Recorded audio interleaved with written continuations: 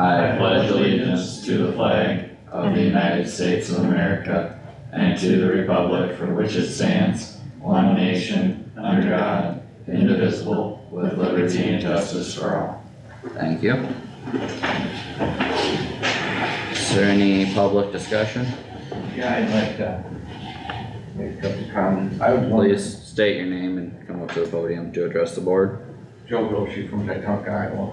I noticed in the budget that you guys have like 500,000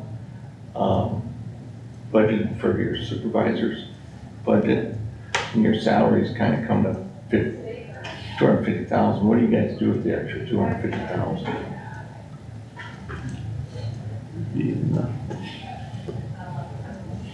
Sheets. Yeah, I can bring up the sheets too. We'd have various things in there, attorney fees, beaver tails. That's drainage. Well, for stuff that's not in the drainage district. Beaver tails are in there. Isn't beaver tails in the drainage? Not always. Some of them are, some of them are not. Because we got some on WK. What is it? If we can put them in a drainage district, they go in there, but you take Plum Creek, Lots Creek, Seems far. townships have very little drainage districts. I see. And any place around the river, Des Moines River, Blue Earth River, that's not in a drainage district if they catch them there. Okay, so how much money goes to that? I mean, you need, maybe I I can, think we had 6,000 in this year for beaver tail. Yeah. I believe so. Or five, but I mean, there's, we've got salaries, insurance, well, what do you got? for- attorney for fees. Salaries. Oh, shoot. bond, probably the bond. Officer salaries is 210,000, so that's the only Yeah. part for salaries. So economic development comes out of supervisors. Yeah. Really? Economic development comes out of that one. Yeah. Yeah. I can print you the list if you want, Joe. Yeah, that'd be great. You know, I should probably ask for that, but I just thought it's come down today. I thought I'd ask. And we have some building repair and maintenance that comes out of it too. So what building do you guys maintain there? The old EDC, The- emergency response. Emergency Training response complex, yeah. complex. Oh, yeah. Okay. One other thing I'd like to visit about a little bit is, you had this bond agent in here, I don't know, maybe 3 or 4 weeks ago. And I get the impression that you might wanna try to bond the future earnings of the turbine rental. I think that'd be a big mistake to do that, because these companies, they come in here, if they fail, they walk away. And if they do that, you borrowed against the future earnings that you're not gonna get.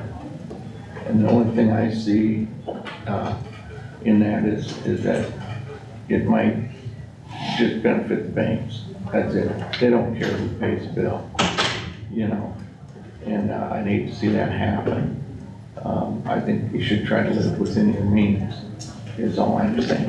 So, I guess that's all I have to say for today. Well, thank you very Thank you. much. That was speedy. Yeah. I had it up, so I might as well print it. Alright. I would entertain a motion for the agenda and minutes. We'll move to approve. Alright, is there a second? I'll second.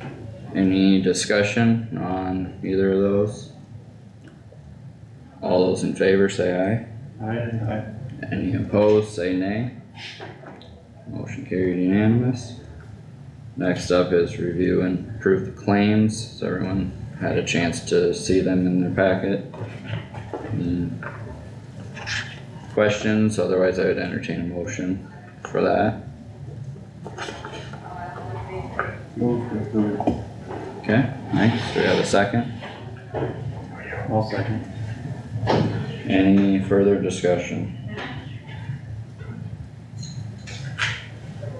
All those in favor say aye. Aye. Any opposed, say nay.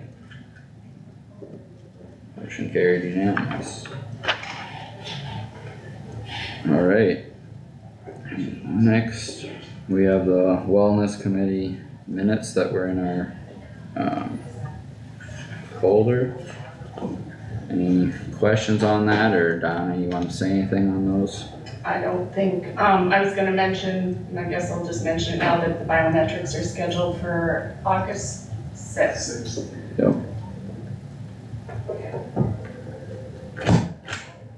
Alright, let the record reflect that those minutes are acknowledged. We are up to you next, Donna, for an update.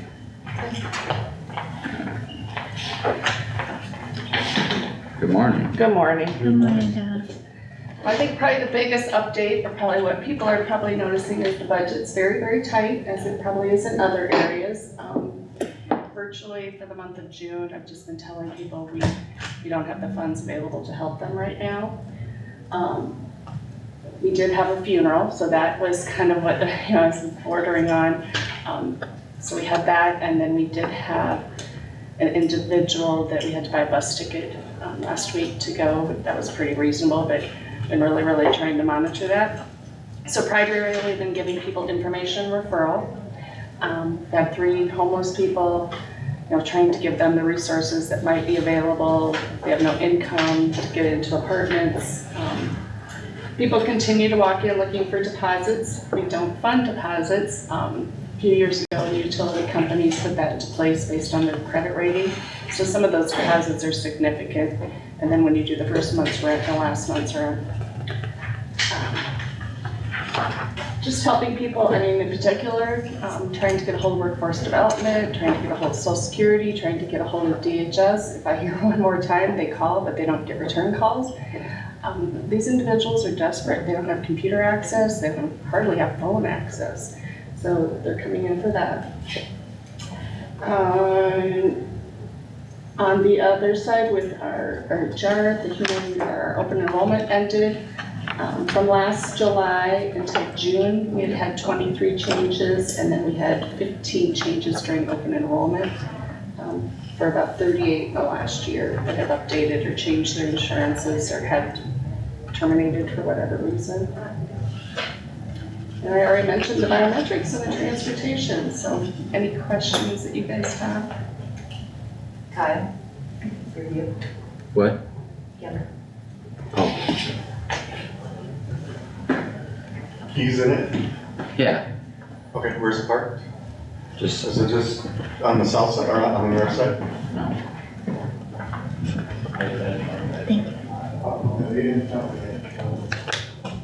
No questions? No question. No questions? Okay. Get a chance to look at the balance of the health insurance. I have not, Doug usually keeps it, I glance at it, I guess I know a month ago, there was a significant claim. I kind of keep that, but I don't really digest it like he does. Just curious.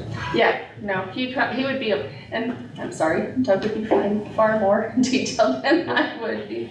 Got that social worker in me, it's like we gotta go with what flows, and never goes straight. Okay? Thanks, Donna. Okay, Thanks, Donna. thank you. Phil, you're up next. Good morning. Good morning. Morning.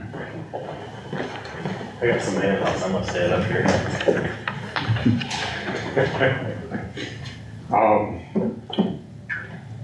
EMS, I took a week off, I was gone first part of June, it was great to get away, great to be back, so.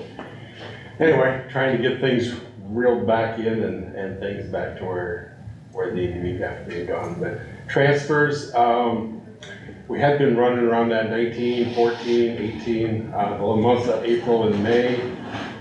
We had 21 in April, 25 in May. Puts our revenue from the hospital at $39,150, and we had budgeted $50,000. We have one more month to bill them, probably gonna be around $5,000, $6,000.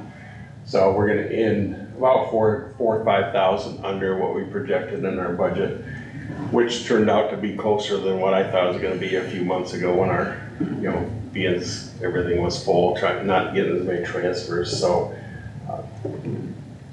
we're gonna be closer than what I had projected. Advisory council, we have not met since I was here last. Our plan is we're gonna meet after we get our year-end reports from our billing company and get year-end stuff put together from here and then review those numbers. Really nothing much going on other than budget stuff right now. So our budget remains pretty strong. Staffing, we currently still have one position open. We've had that position open for quite some time. Just gonna wait for the right person to apply. Haven't had much for applicants in the past several months, so. We're doing good with what we have.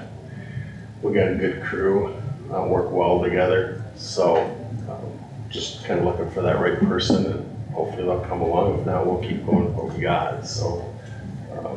EMT class, we've been holding that EMT class at the Emergency Response and Training Complex for the last several months. They met twice a week there. That class has completed and those students are now taking their National Registry test. One student has taken the test, I know for sure, and that student we did find out yesterday that that student did pass on her first attempt. So hopefully we get some more good results. We have 9 people from that class that will be testing, so we'll keep going with that.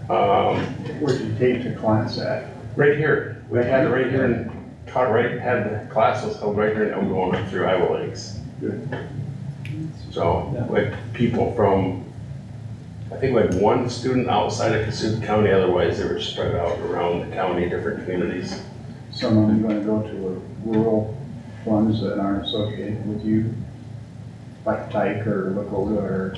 Yeah, actually Bancroft had 4 students in the class, so it was good for them. I don't believe we had anybody from the Tyke area in the class, but we had 3 from Sway City, 4 from Bancroft, 1 from Elgona, 1 or 2 from Elgona.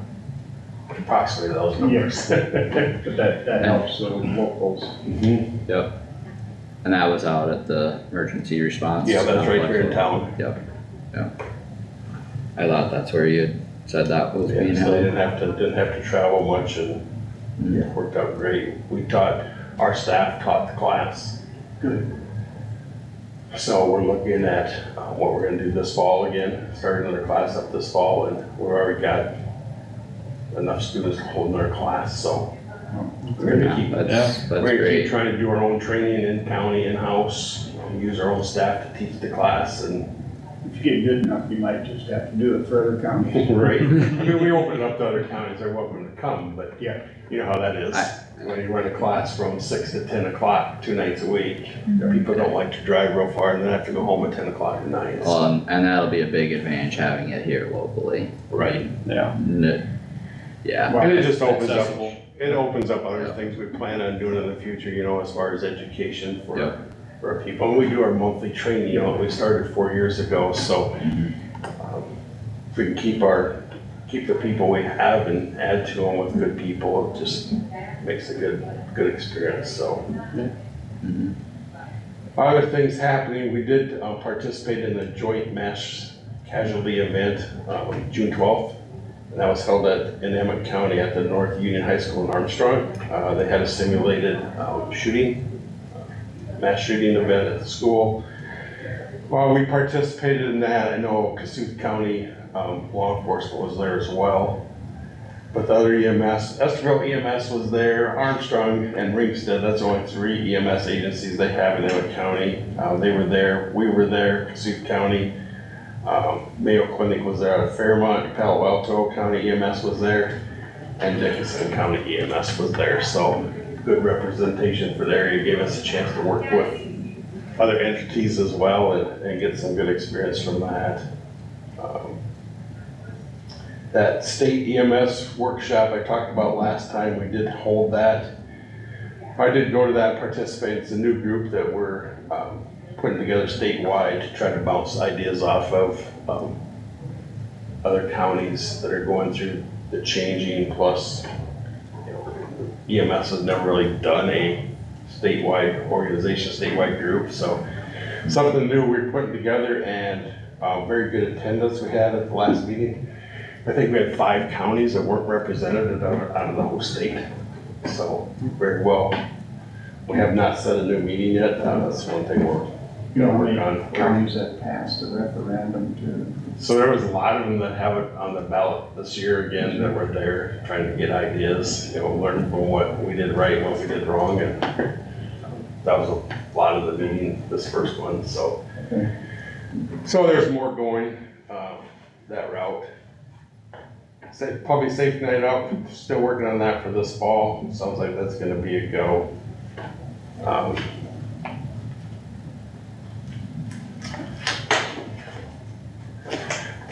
Then I get into some financial stuff. This is kind of a recap where we're at earlier in June. So we'll have some slight changes to this as we go through June. So the first page is just a recap that I put together. Attached to it is the sheet I get from the auditors every month as far as our expenses go. But as you can see on the top part of the sheet that I gave you, that's our revenues. And I have in there the projected amount, the budgeted amount, and then I have behind that the actual amount received. We're probably not gonna get a whole lot of revenue this last month. We've pretty much received all of our tax dollars. We're pretty much, the only thing we're gonna get is some call revenue and some money from the hospital yet, so. But at the beginning of June, we had $32,926 more than what we had projected. So that's good. I was hoping that we were gonna be that way and not short at the end of the year. Our expenses to date were 1.312, which puts us at 643,000 excess in our fund from what we had projected, is so. that enough to carry over for 3 months? Correct. So in that amount is the 160,000 that we had planned to use for ambulance purchase. And then there was, in our budget that we presented to the public and then we had on the ballot, we had in our budget $100,000 that we planned on having at the end of the year for contingency for revenue, for fund balance. So $260,000 of that is supposed to be there, okay? So at the very bottom, it shows you we're about $340,000 over and above what we should have in that account, or what was planned to have in that account. So that gives us a good cushion for starting next year. The other advantage for next year is we don't have to wait 3 months to get revenue. We'll get revenue right away the first month going forward. So that'll be a big help for next year. So call revenue. Yeah, call revenue. Yep. We won't get the tax money, but we'll get call revenue right away at the beginning of the year. So financially, everything is looking good. As y'all know, I moved my office out to EMS. That's going well. The only thing with the office move is we still do have ME stuff up across the street here, so we still have stuff 2 places, and there's no way I can house ME stuff out in my office. It's just not big enough to do that, so that's where that's at right now. The other thing I want to share quick is this is a report I received from Unity Point Health, Trinity Regional Health Center out of Fort Dodge. Thanks, Will. Haven't received one of these before. This is the first one I received, but this is a report we got from the hospital after we had treated a patient and taken that patient there for a higher level of care. So kind of the highlights on this sheet is on the front side here, kind of on the left-hand side there, it shows, so this person was having an active heart attack when we arrived at their residence. We arrived on scene at 20:22. That was the first medical contact that we had for EMS. By 20:29, so 7 minutes in, we had done an EKG and alerted the hospital that we were coming in with a patient having a heart attack. And then we had started administering care right away after that. If you look down at the bottom where that first star is, it says first medical contact to EKG, 7 minutes, that was our time. And kind of in the center of the page there, the guidelines are to have that done within 10. So we had done it within 7, so kudos to the crew that was on duty that day. Kind of the highlight on the back, it shows all the times that we went through, from first medical contact to EKG to medications given, arrived at the hospital. It shows at 2100, we were dispatched to transfer that patient out of the hospital to a higher level of care. At 2110, we were en route to higher level of care with that patient. So within 10 minutes of when we were paged to take that patient higher level of care, we were out the door with that patient. At 22:15, which is 106 minutes into this call, this patient was out of surgery. That's amazing. In rural Iowa, that's amazing. amazing. I mean, in big cities it can happen because you have access to those hospitals close, but out in rural Iowa, rural America, this doesn't happen. I mean, we want it to happen, we strive for it to happen, and it did happen, That's the goal. that's the goal. Yeah. Anyway, I just want to give a kudos to our crew that was on that day. We don't get these kind of thumps. So many times we talk about things we need to improve on, things that, aren't going the best. So I just wanted to kind of highlight that, hey, things are good, things are going well. So anyway, kudos to them guys.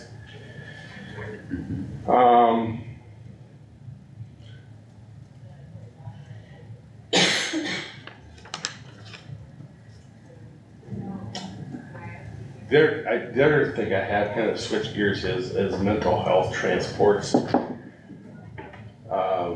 So that's gonna be a new department as we go forward into this next year.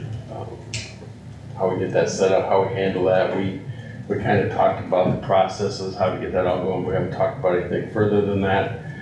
I need to turn in the appointments and salaries forms for the departments. So it'll be ME department, EMS department, and then whatever we're doing here. So somehow we need to figure out how we're gonna pay these people that drive and how we wanna handle that. So I'm kind of thinking as far as driving. So what it entails for driving these patients is you're responsible for the care of that patient while you have them. When you take them to a receiving facility, you have to stay with that patient until you have handoff with that new hospital. So you check the patient in at the ER at the receiving facility, then you sit with the patient until they come in and take the patient from you. So there's a little more patient contact than driving an ambulance. So I was kind of looking at like $20 an hour for our drivers on that. That's kind of what the surrounding communities are doing for their drivers for EMS. So I don't think it's out of line at $20 an hour, but No. if you guys are all right with that, I'll submit that in the appointment form. The other thing is how do we want to handle this going forward as far as what times we're doing this, what days we're doing this. So far in June, I've had 5 calls for transports. Of those 5 calls, one of them has happened during daytime hours. The other 4 have been at 3 a.m., 2 a.m., 5 a.m.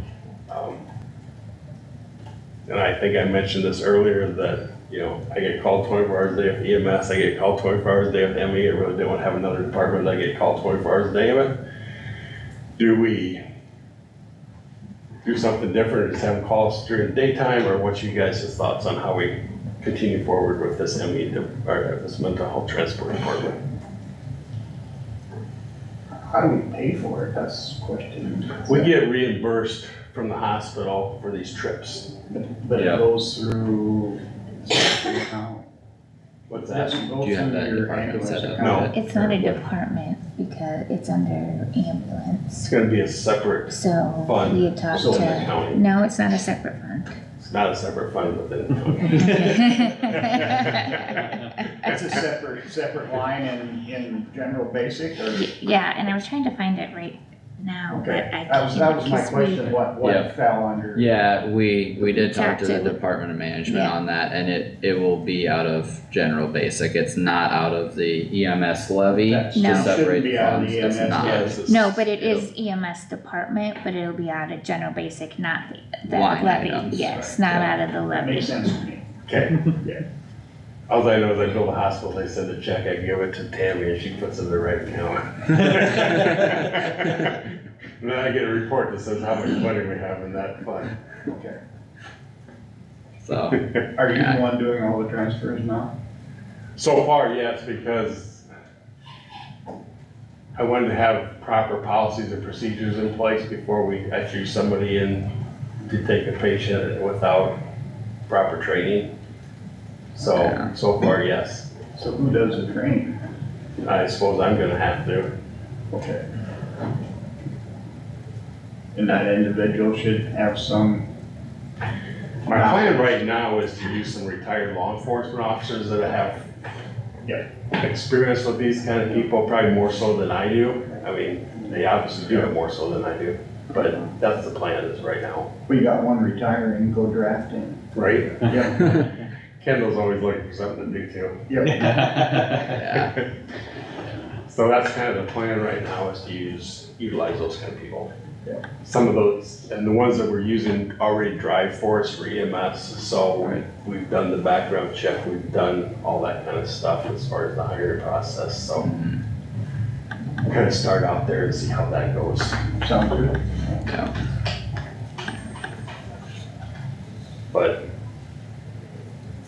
I don't know what to do with all the ones in the middle of the night and Can't go to sleep. even when they call Central Iowa Juvenile Detention, they don't come at the middle of the night, they don't come till the daytime. So there's no reason they can't call us at 7 o'clock and we can still be there sooner than Central Iowa Detention's there.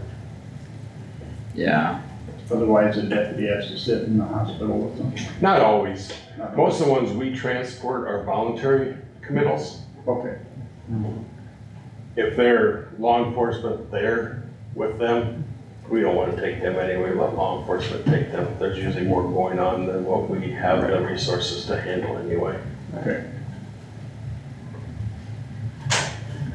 yeah, Experience. I mean, it'd be good to get a couple in the books, but I think as we move forward, I think reasonable daytime hours would be understandable, I think. I mean, if CIJDC isn't getting them till, or isn't even leaving till daylight hours anyway, then Yeah. we should still be able to be competitive on So providing that service. where you're dropping them off, are they there in the middle of the night to accept people always, or? See, and that's one of the things we talked about at CHADC with the transports was, and some of it was with our conversations here, I had asked about that and they said they don't transport outside of daylight hours because a lot of times the receiving facilities don't wanna take them at night anyway because they have lower staff and don't wanna handle all the paperwork and stuff during the night. So for the functionality of it with staff for us, for the receiving facilities, all that, I think it does just work better, during the day. I think just to get kinda a couple of runs under our belts and make sure we got a solid footing and understanding what we're dealing with, it'd be good to get a few done in the books, but I mean, after the first couple, whatever, I think going long-term, going forward, I think it's reasonable to do it during the daytime, for That sure. would be my And the question. ones we're transporting are voluntary, nothing emergent transfers anyway. Yeah. Obviously, if it's something emergent, we're gonna be going by ambulance or some other means right away. Yeah, Well, that's what I was gonna ask him, since it's working alongside EMS and we have staff already 24-hour service. I understand you don't want all of your staff immediately jumping into that. But yeah, well, I guess these are not emergent situations then, is what you're saying. Correct. If it's emergent, we're gonna be. Right, activating 911 and paging it out and having a response right away. Yeah. We're talking non-emergent ones that are going somewhere for help. Yeah,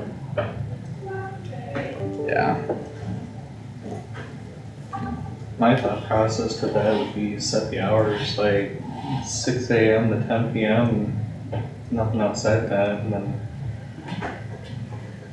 6 AM to get it loaded up and go to, because you said 7 o'clock is about the time where they can start accepting patients at different facilities. Yeah, it just depends on where they're going, what type of facility, if they're going to an ER or if they're going to some other kind of a facility, that's the big difference. yeah, and on what I they didn't, have for staff. I didn't say 7, I don't know their open times And I or don't know anything the like that, exact time. just general daylight, 2 o'clock in the morning is kind of pointless as far as I'm concerned. yeah, But you call ahead anyhow and make arrangements before. They you do all something. that for us, Yeah, so you have to be flexible. right? mhm, I don't think you can set hours. Then the last thing I have on is the appointments and salaries on the EMS side. When we started this last year, as you all know, that was our first thing we just started. When we set our wage scale for 2023 for our new hires, we set it up for a 6-month probationary period and then another 6 months after that before their wages went to full wage. I would like to change how we structure our starting pay versus full pay down to just a 6-month probationary period. Starting somebody at $20 an hour and telling them they don't get to the full rate for a year is, I can't hire anybody at $20 an hour. I'm not getting any applicants now. So I gotta figure out something to do this year, to go a whole nother year. Yeah, don't you think after 3 months, you know if they're gonna work or not? I have no problem with the 6-month probationary period, I mean, that's kind of standard. But a whole year is, That's long. I agree with you. yeah, so I'd like to restructure how we set up our original thing. I'd like to do some other pay changes within that too, but I don't know how far that's gonna go, I mean, with this year, You're on your own tax assessments, so. but, and do we go with what my board recommended? Bring it to the board. Okay. You know, for example, one thing I have is my drivers, we need to get some more drivers, but we're paying them $15 an hour. Everybody around us is at 20. I'm not saying we have to go with the full 20, but there's just some areas where we need to do some tweaking in our prices. It's a lot cheaper to keep volunteers happy than hire full-time people paying benefits. yeah, So, I mean, I can put something together, because I believe I turned this in, Melissa, it comes to you guys for approval. Yeah. Going forward. Okay.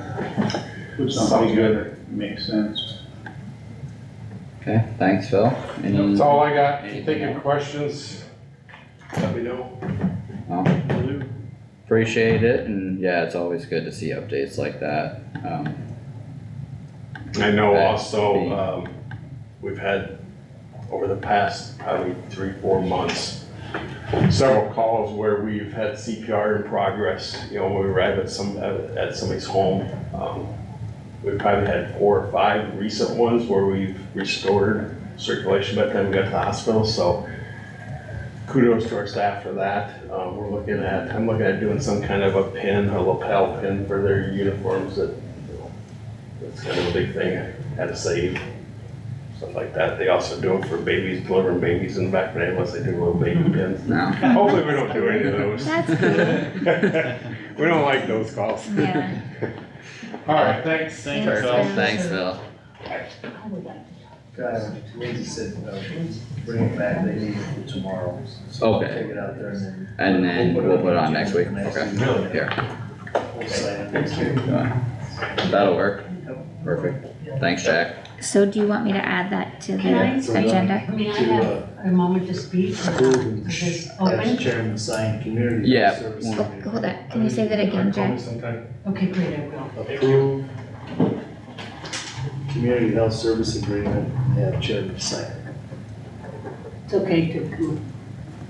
Agreement and has chairman sign. Hi, I'm Karen Danowitz and I'm a citizen. And I'm here as a citizen who elects every one of you.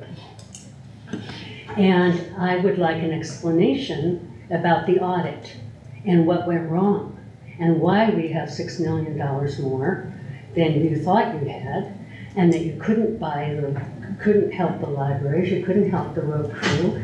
So I just would like to understand what went wrong and what are you planning to do to make that different? And what are you going to educate yourself about so that you know next time how to do an audit yourself, how to monitor the auditor, how the auditor should monitor you, because that's your job, isn't it? Is that not your job? I'm kinda lost on what $6 million you're talking about. It was in the article in the paper this week about the audit that was done on the supervisor's budget. I don't know what was Well, in. do you read the paper? Do you get the paper and do you read it? Well, that would be a start. To be somebody who's elected, you might pay attention to all the information that would be available to you. That would be educating yourself. I expect someone who I elect to be educated and leading. Well, we have a newspaper lady in the back, she's shaking her head about your. What is she shaking her head about? What are you, It was on one of the, like about the third or fourth page and toward the back. I mean, from the, what article was it about? I'd have to get the paper and show it to you. They talked about the audit of the supervisor's Yeah, budget. I mean, the audit is right here, we have an audit done Every every year. year. Yeah, right, and that audit And said. there was nothing No. about Oh, well, extra they, $6 well, million. look at it. No, I wrote about the library invite. Yeah, no, it wasn't that. And the grass, The what? the grass. Mowing the road grass. ditches. Oh, yeah, no, that wasn't that. Okay. It was about the audit. Okay, then it was. That they had an outside auditor who audits, right? Mhm. And Yeah. that's what they found. Mhm. no, Well, that's what it looks like. No, I read it, but I didn't get that out of it. I mean, we went through it in the boardroom with a high level overview. I looked through some more of it after I got home, which my copy's at home, but I don't have any idea what you're talking about for a $6 Well, I wish million I could- dollars. Does anybody have the paper? I can go get it from our office. Yeah, that'd be It's great. from Thursdays? Yeah, the first was the first part of the paper, not this Okay, one. yeah. And we had Elizabeth, our third-party auditor with Gardner and Company, come and present the audit to us, and there was nothing about Huh. it. Well, it looks like it in the paper, so we'll see. Okay. Maybe I'm wrong. And that could be true. That could definitely be true. But I also do think that it would be good for you guys to read the paper, go to the library, and you did go to the library, and be aware of what's going on in the citizens, among your citizens, really. Do not agree to that about Well, that. there's lots of rumors about it. Yeah. I hear a lot of rumors that aren't true, so. Yeah, No, that's true too, but I mean, to get as much information as you can, it's just important to. Always good, yep. Did you run illegal or something? Here,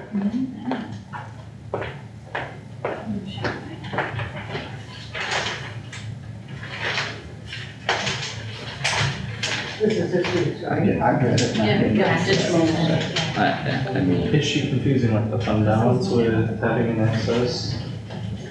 And that's, Well, fund balance is on next. yeah. no, I know, Yeah. I mean, you can That's- confuse that, you know, when you have.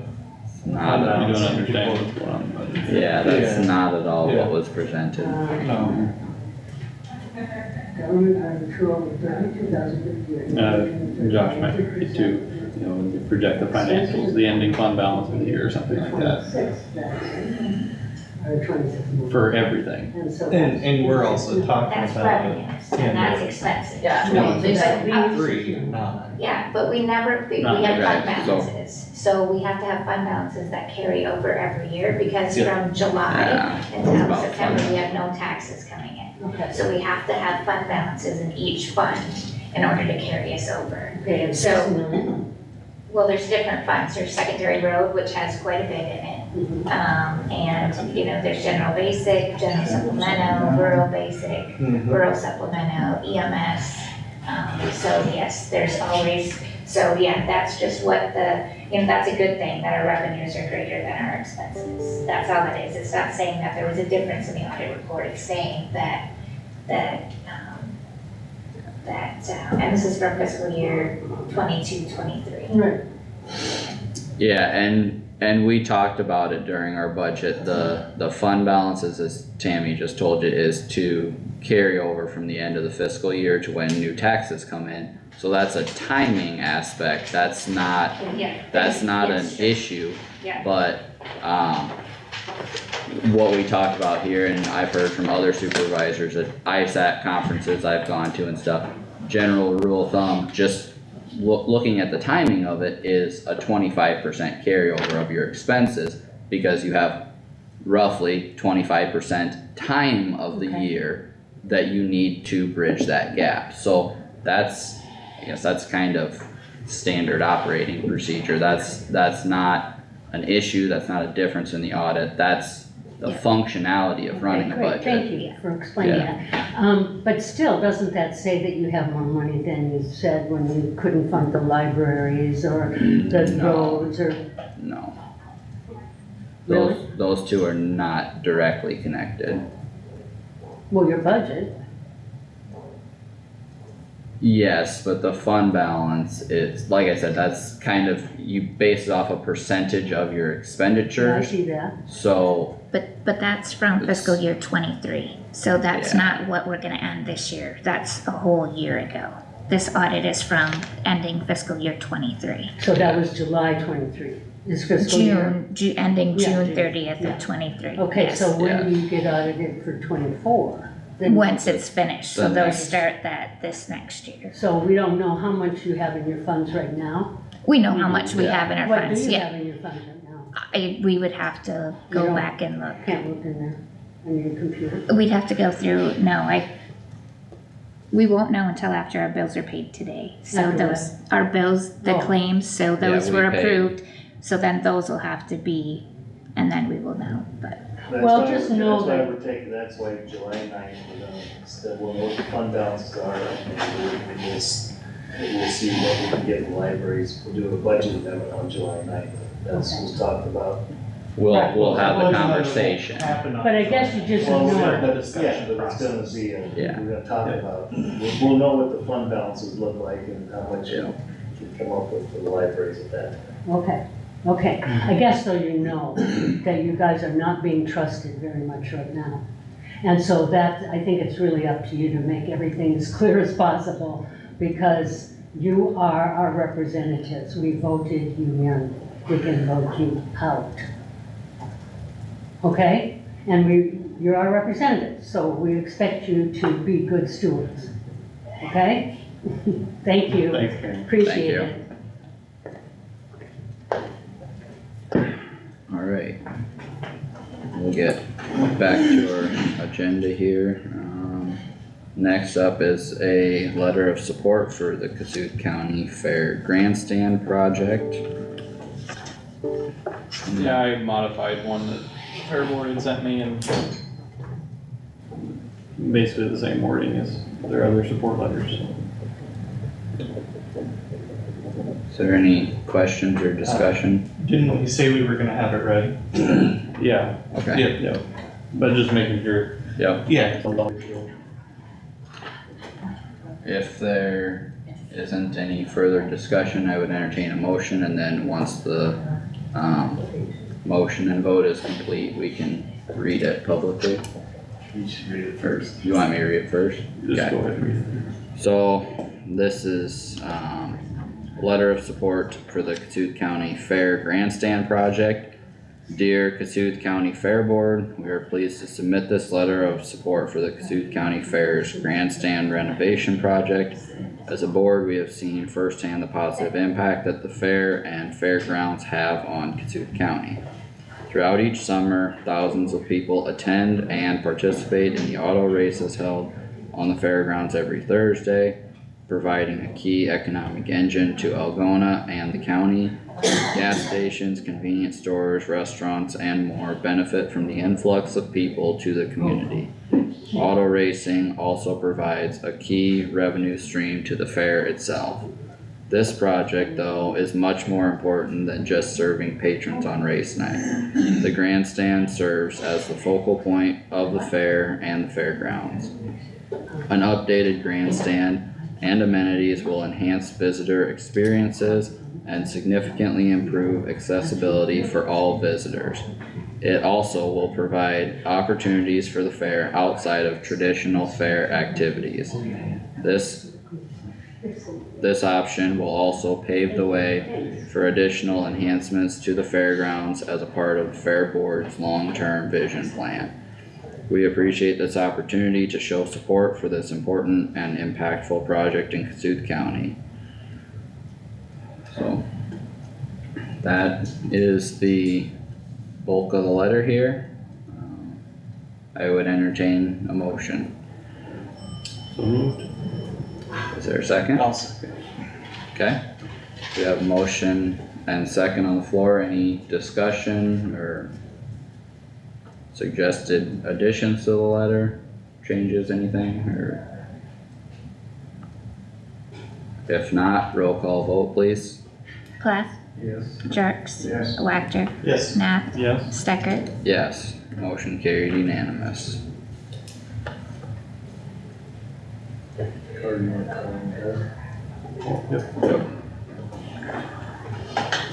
There we go, thank you.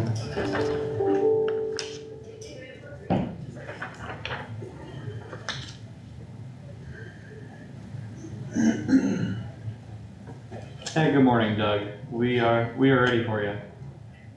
Alright, thanks. Bye.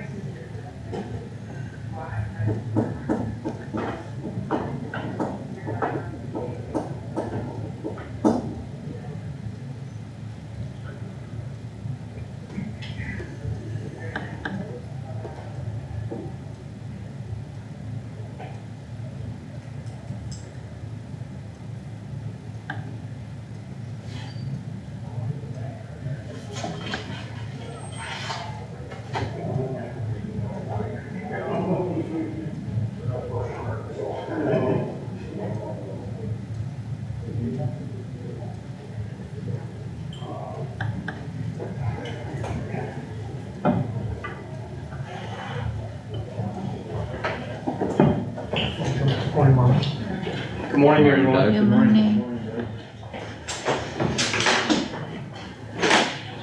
We are up to construction in the right of way whenever you are ready. Alright.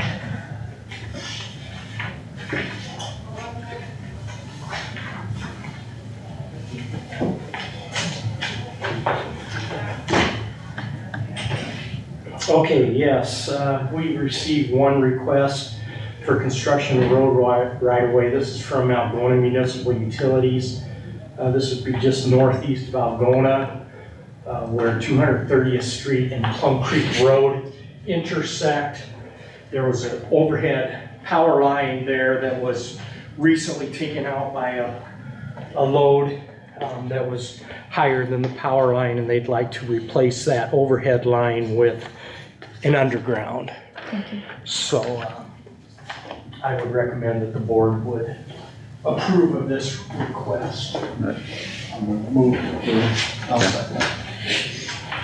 Alright, we have a motion and second on the floor. Any further discussion? All those in favor say aye.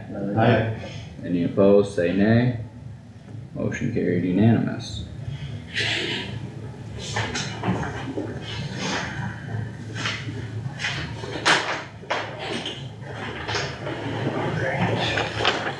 There's that. Sign that, please.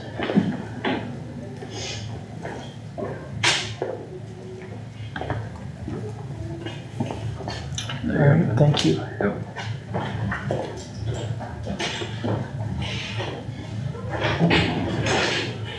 Alright, we can move into discussion.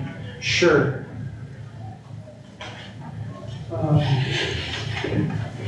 We had another rain event, June 2021. Secondary road employees worked over the weekend, Saturday and Sunday. I'd like to take an opportunity to thank the road crew for all their hard work. Thank Sheriff Roger Fisher for all the work all the communication that he and I had. And for listening, thank Carissa Mueller, Kossuth County EMA, for the work that she did. Dispatchers over at Law Enforcement Center. I've said before, unfortunately, I'm on a first name basis with them. I'd rather not be, but the last month or so, we've gotten to know each other pretty well. And also KLGA, we used KLGA to try to put some public address announcements out to people.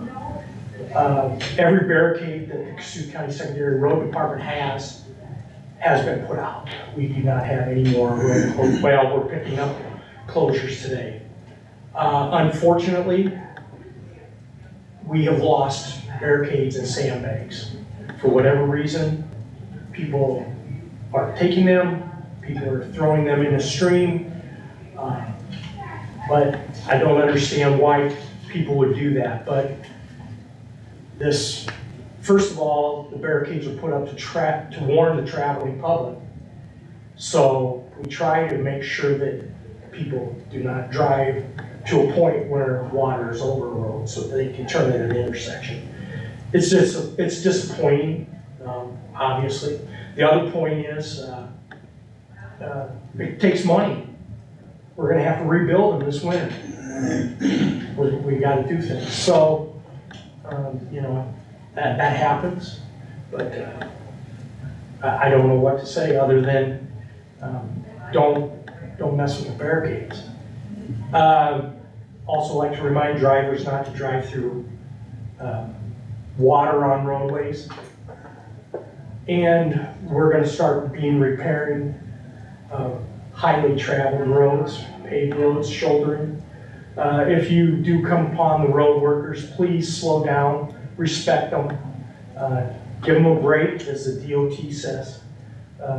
Be safe out there. Those guys are out on the road. We don't need any accidents, personal damage, personal injury, or property damage. So, we have suspended all roadside mowing events right now. We are not mowing again. Our workload is we have too much work for our workload. We do not have the employees to do it. So we have been receiving phone calls, and we are responding with what was said in the boardroom earlier, that the Board of Supervisors have reduced expenditures, and that is why one of the things that was discussed between the county engineer and the Kossuth County Board of Supervisors is we were going to eliminate road mowing. So that is being given to the public as they call it. Construction, the bridge south of Titonka, they're cleaning up. As soon as they get that cleaned up, the road department is planning to finish up some shoulder work that needs to be done there, and then they will have, the contractor will move back in and put up guardrail. The Bone Hobarton Road, the road that is, the bridge is being worked on there. Water came up. They got a couple of pile driven on the north side. However, water came up and they need to wait. I don't think that they drove anything yesterday. Resurfacing, contractor's on P40, finishing up P40, and is on I think it's A30 going east out of Bludgeon. And then last week I talked a little bit about DD60 sub 4 boring.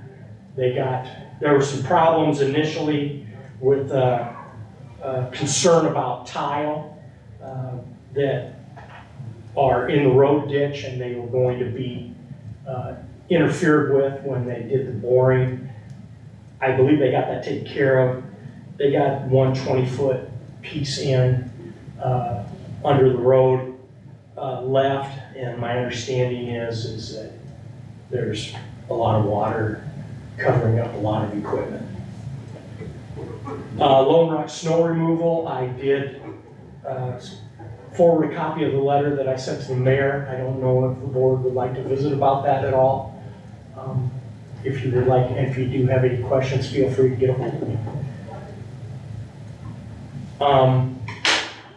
I do need to visit about the Iowa DOT budget and the Kossuth County budget. If you remember, last March, the beginning of April, we talked about the Iowa Department of Transportation budget was going to be approved, and it was approved by the Board of Supervisors on April 9th of 2024. And the county engineer requested that it not be changed in the county budget. However, once the county budget was approved on April 23, the expenditures did not equal what was in the Department of Transportation budget. I believe what happened there is prior to April 9th, the Board of Supervisors instructed the county engineer or informed the county engineer that health insurance was going to be paid out of general supplemental. After April 9th and prior to April 23, it was changed that health insurance was going to be paid out of secondary road fund. So the county budget, right now expenditures are greater than the Iowa DOT budget by a total of $870,000. However, the Iowa DOT has rules on how money can be expended. And right now, for fiscal year 2025, the county engineer needs to follow rules of the Department of Transportation. And that says that you cannot spend a penny over $11,186,150. Unless it's amended, which I would like to bring to the board next week to amend, so that the Iowa DOT budget and the Kossuth County budget's expenditures are the same. Before I do that, I would like the Board of Supervisors to inform me that they will approve of it. Over the last 2 to 3 months, there's been a lot of discussion in this room. And in fact, the chair of the Board of Supervisors is on record saying that revenue is going to be taken from the secondary road department. So, I believe your meeting is July 9, where you're talking about some sort of a budget amendment to increase expenditures to other parties. So if you would please share with me what the plans are, I would really appreciate it. This is the budget that was approved, and we need to make sure we match with the DOT. It seems pretty cut and dry to me, I guess. Okay, on the revenue side, is that going to stay the same?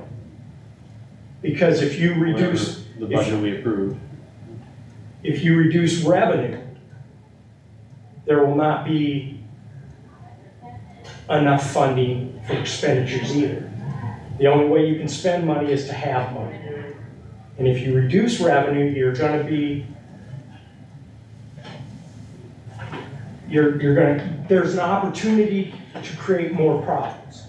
So I'd like to know what if there is any plans for reducing some of the revenue that is going to secondary roads in fiscal year 2025.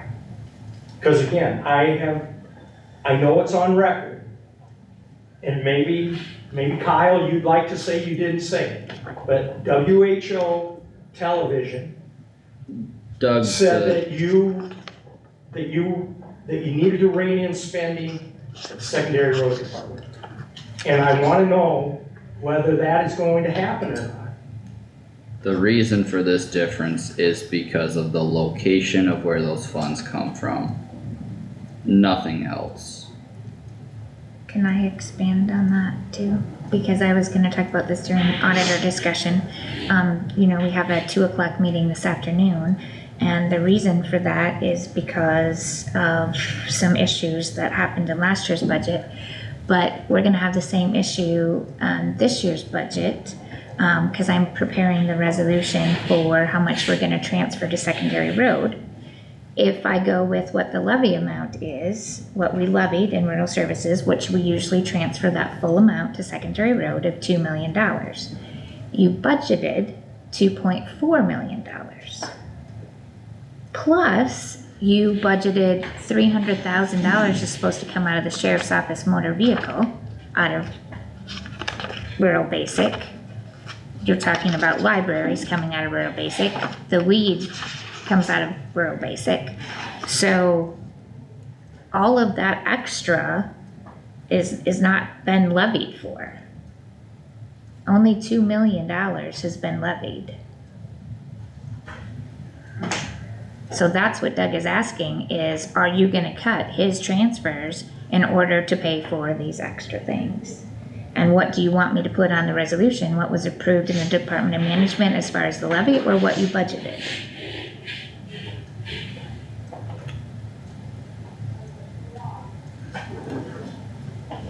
I guess I would say it should be based on the budget. So that money's coming out of But- ending fund balance, you're gonna be back in the same position that you are now.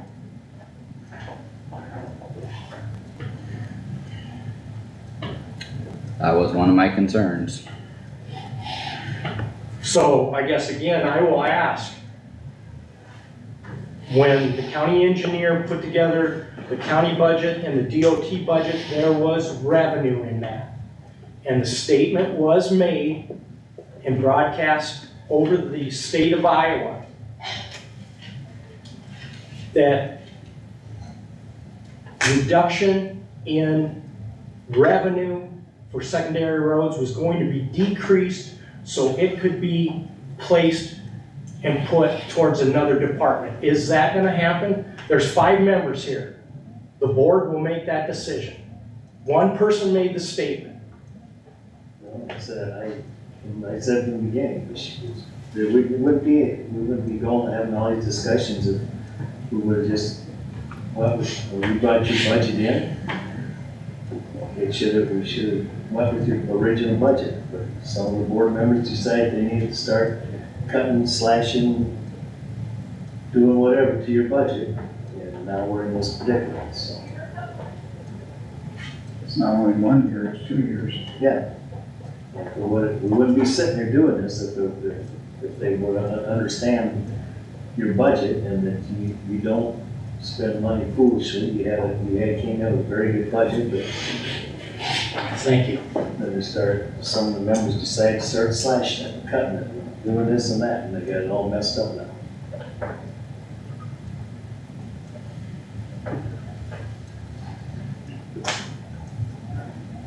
As far as I'm concerned, we should go back to match it with the, Where are you gonna find 800,000 when we didn't tax it? No, that That's That separate. is, the county budget has the $873,300 of expenditures in it. It's just coming out of a different fund. Yeah, that's location, it's not dollar difference. Well, the rules will only allow me right now, it will only allow secondary roads to spend $11,186,150.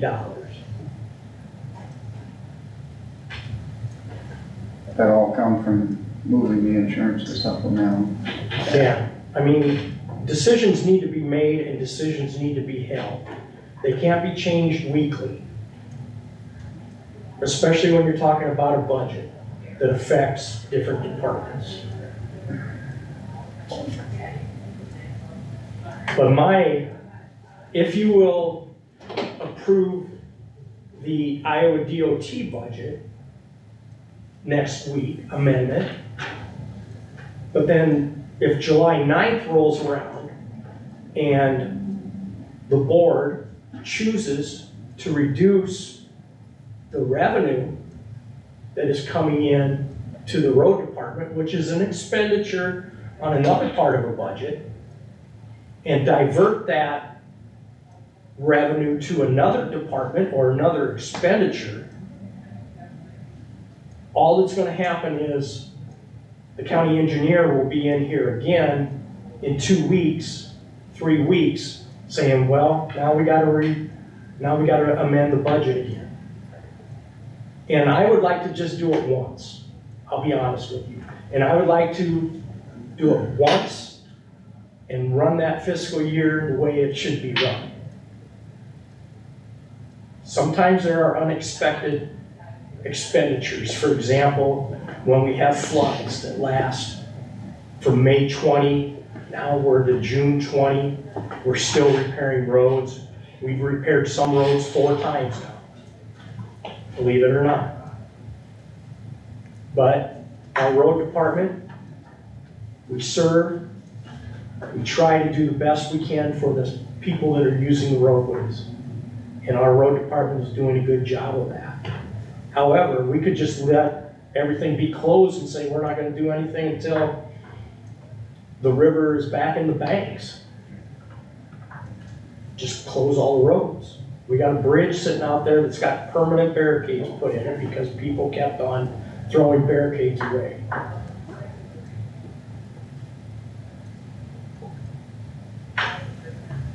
And I would just like somebody to ensure either one of 2 things. You're gonna take money away from the road department, revenue that the road department sees, and you're gonna divert it to spend someplace else, or no, the road department revenue is gonna stay the same as it's been budgeted. Yes or no question?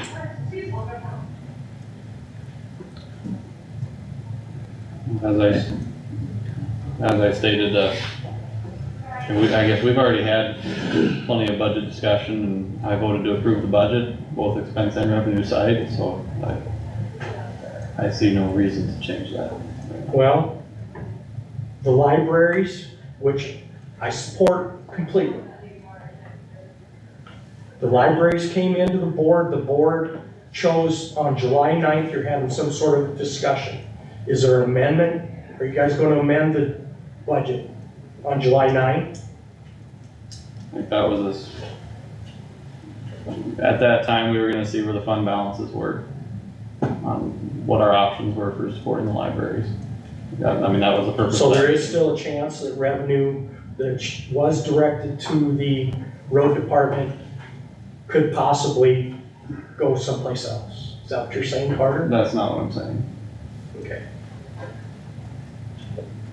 What I am saying is I already voted for the budget, so I'm not in favor of changing it again. So then I'm gonna put a hypothetical question to you. With the exception of the libraries and addressing that when we get to it. And that's it. That was my hypothetical question. As a librarian, in a community, a small community, you've already voted for the budget and you're not going to change that amount. No, that's not what I'm saying. Okay. Yeah. Anyone else wants? I mean, I guess I've heard 3 board members. Anybody else want to say anything to me? So if we say how, so if we wanted to change the revenue, we'd have to, how would that happen? We'd have to change the levy amount? No, the No, that would operating happen on the transfers. county budget, The operating transfers. So where would that come from? It comes from the levy. property taxes. Yeah. But is there enough there to do the transfer, so then where's the revenue coming? The ending fund balance.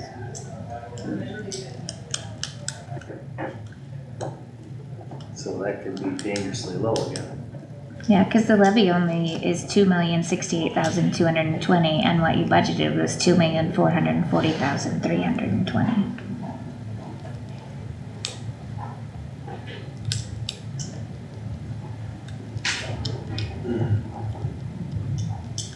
So if we were talking about a $6 million fund balance, it might only be $5 million. We're not talking a $6 million fund balance. No, that's a whole different year. And And that's maybe a combination it would just of be funds. better to finish out this fiscal year and, I mean, the library conversation was planned for July 9th, but we could have conversations either at that same meeting or prior to about just the fund balances and general status of everything and at that same time or whenever. It might be better to just look at big picture all at once. I will not be at that meeting. Okay. Next Tuesday? Next Thursday I will, but the 9th I will Oh, not. you won't be. Okay. Would we have all the numbers compiled and reports and everything together where we could look at it on the 2nd? No, Okay, I didn't think so, No. just wanted. yeah. Okay. We won't even be done with, the treasurer's office won't be done with month end, we won't be done with month Okay, end. that's kinda what I thought.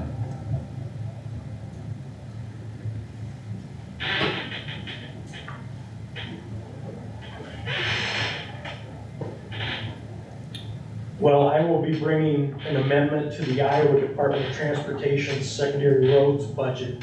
It'll be on the agenda for next Tuesday, and it will include expenditures that were changed in the county budget. That's my plan.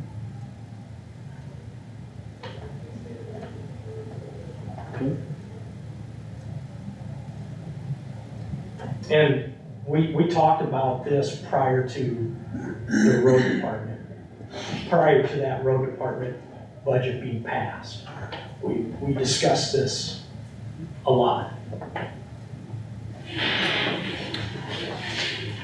Do you have anything else, Doug? Not with roads. I don't know, does the board have any questions for roads?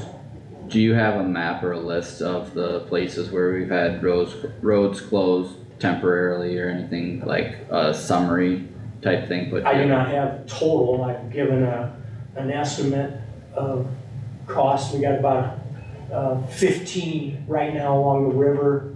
I was putting Buffalo Creek in that.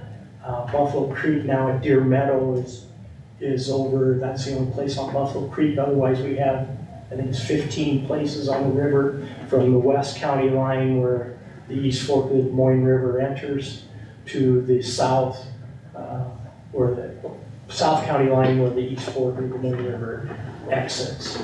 I could certainly send it, I sent a scan of one of the maps that I'm keeping things on, but this happened Friday night, Saturday morning. Yep.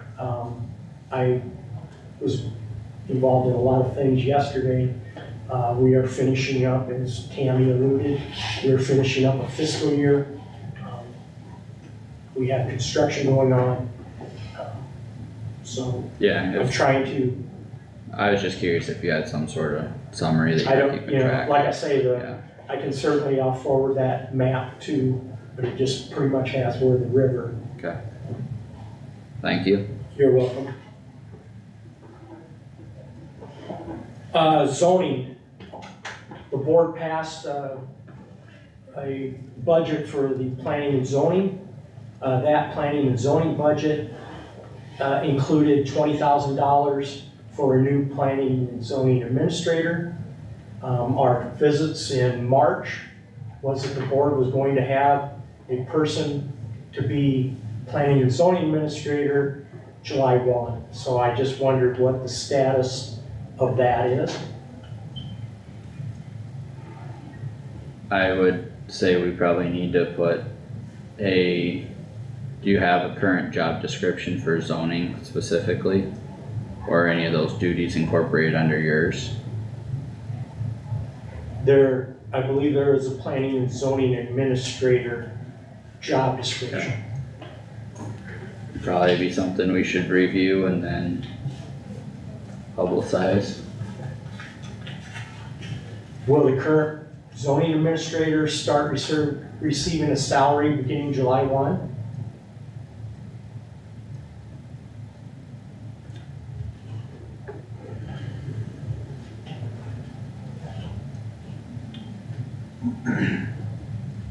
I guess for the current way things are structured, I believe that's kind of incorporated with what you're already receiving. So, excuse me, I thought you were gonna go towards the budget.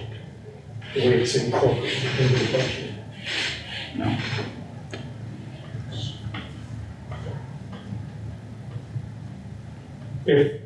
If you remember, I think it was, I don't know the date right off the top of my head, but I was appointed for a couple of months while the board found, and that was over 10 years ago. And I guess the board spoke in March that this was gonna happen. I know we talked at that time in March that we were gonna start advertising for a position, and to be honest, I haven't thought a whole lot about that. I think that ball kinda got dropped. Maybe we need to put that on the next agenda. My problem is we're spending more money than what we're taking in continually, and we're not trying to be conservative. You're spending more money needlessly on the administrator. I think it's foolishness. Right now, it works the way we're doing it, and he's doing it without getting paid extra. I don't see why we have to spend $20,000 of taxpayers' money for no reason. That's just my opinion. It's fine. I Thank understand. you for doing it. I said, I think it was in January, sometimes it'd just be nice to be appreciated. The secondary road employees, sometimes it's nice to have some appreciation for them. Courthouse employees. Sometimes it's good just to show that employees are appreciated. And it doesn't happen. There are times that it's shown, however, there's other times it's not.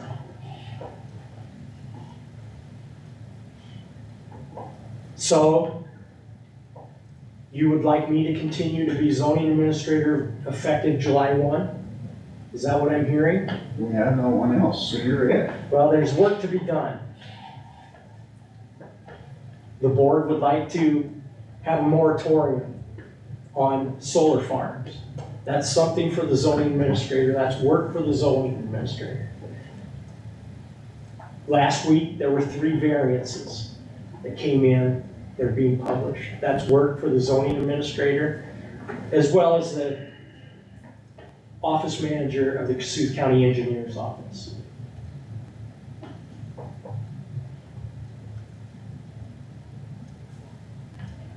Has the board heard anything about a public meeting for Summit Carbon Solutions? No. That will be more work for the zoning administrator.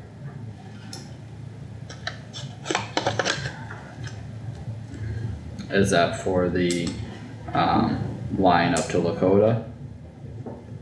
I believe I thought that's that was what on the hold. first, proposal public meeting was for. They've already had the public meeting for the east-west. Mhm. And Navigator had a public meeting for the east-west from our ethanol plant in Kossuth County going west. However, the Navigator project, my understanding, is no longer, Navigator has pulled out. Yep. So now Summit Carbon Solutions would, our ethanol plant would like to hook up to Summit Carbon Solutions, which is an alternate line, which requires another public meeting. They originally scheduled, I think, for April, however, that was delayed to June, sometime in June, and I have not heard anything in June. I just was curious if the board had heard anything more on any kind of a public. I don't think the utilities board has said The rumor anything. mill is the utility board hasn't ruled yet if they can use eminent domain, and they weren't gonna have a meeting until they were certain that they could use eminent domain, is what I heard, but that was a rumor that I heard from a different supervisor in another county. Okay, I heard that too. So that's what I heard. yeah, And that's fine, okay. That's the last thing that I heard, but it wasn't from Summit.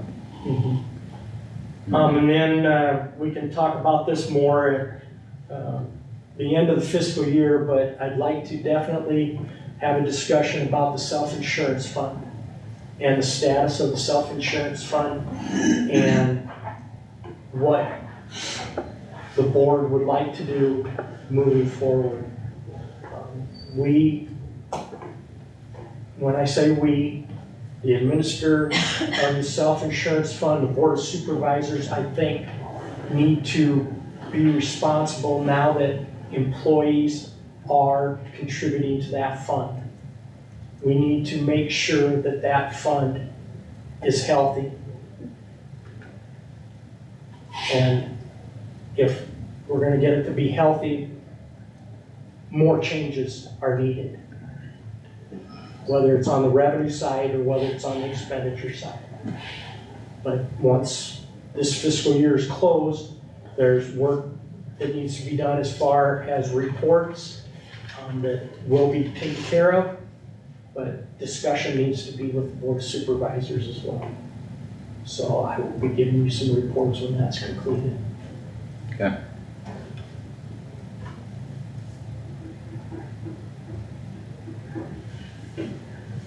That's all that I have. All right, thanks Doug. Sure. Thank you, Doug. Elson. You're welcome. Thanks for your busy week, appreciate it. Yeah. Thank you. Thank you for working this weekend. I think that, yes, we've tried to make sure they know that, so, Yeah. thank you. Thank you. Doug, we'll see you at 2:00. I will be back at 2:00. Thank you. All right. Let's take a quick break and then we can go into drainage here. I don't know, what do you think? 15 minutes-ish? 22. About 22. Yeah, that'll work.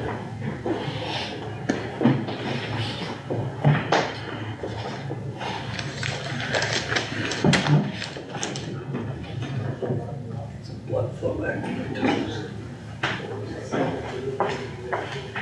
Are we taking a break? Yeah, so 20 to 10. Okay, that sounds great, thanks.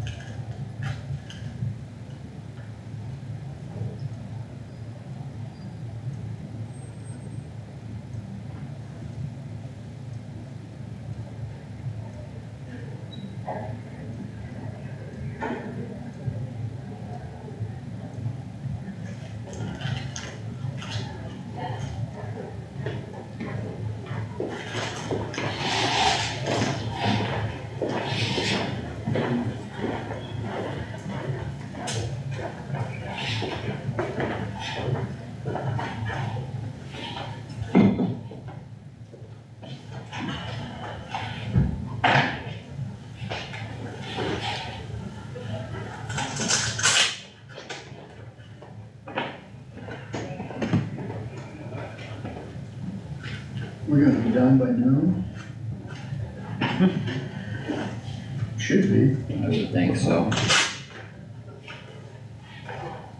Yeah, somewhere you gotta go and then you'll come back, or? Yeah. Okay. Well, there's been one this afternoon, that won't take over an hour, what? I would hope it wouldn't take hardly any time at all. I hope it takes 5 minutes. Yeah, it's one way or the other, so.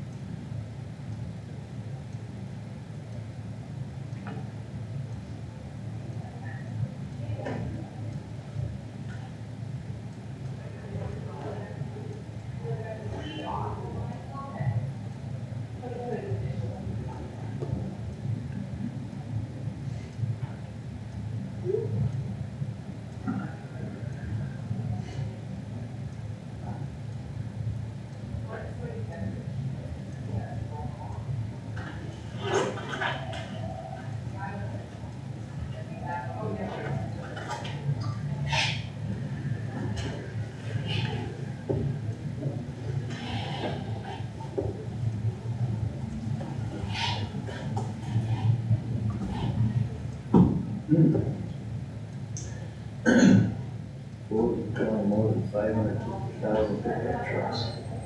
Yikes. Transmissions will not expected downshift to first gear no matter how fast the trucks are going. Which model? Wow. Or just? Yikes. Say, Toyota's got. I would think that would take out a transmission awful quick. I would think it would. Well, reverse would be worse. Yeah, but I mean, just think, even cruising down the road at 55, what would that be RPM wise in first? You'd probably, 7,000, 8. I'd rev her up. and Yeah. that'd be a lot of pressure to slow down in a short order.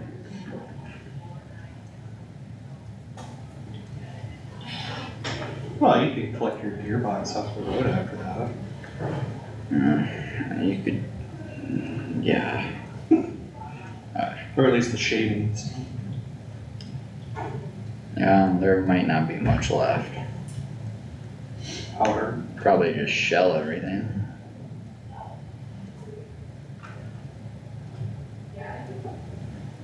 Well, you've seen tractor pullers, you know, when their motor blows up, it flies right out of the frame and lands on Yeah.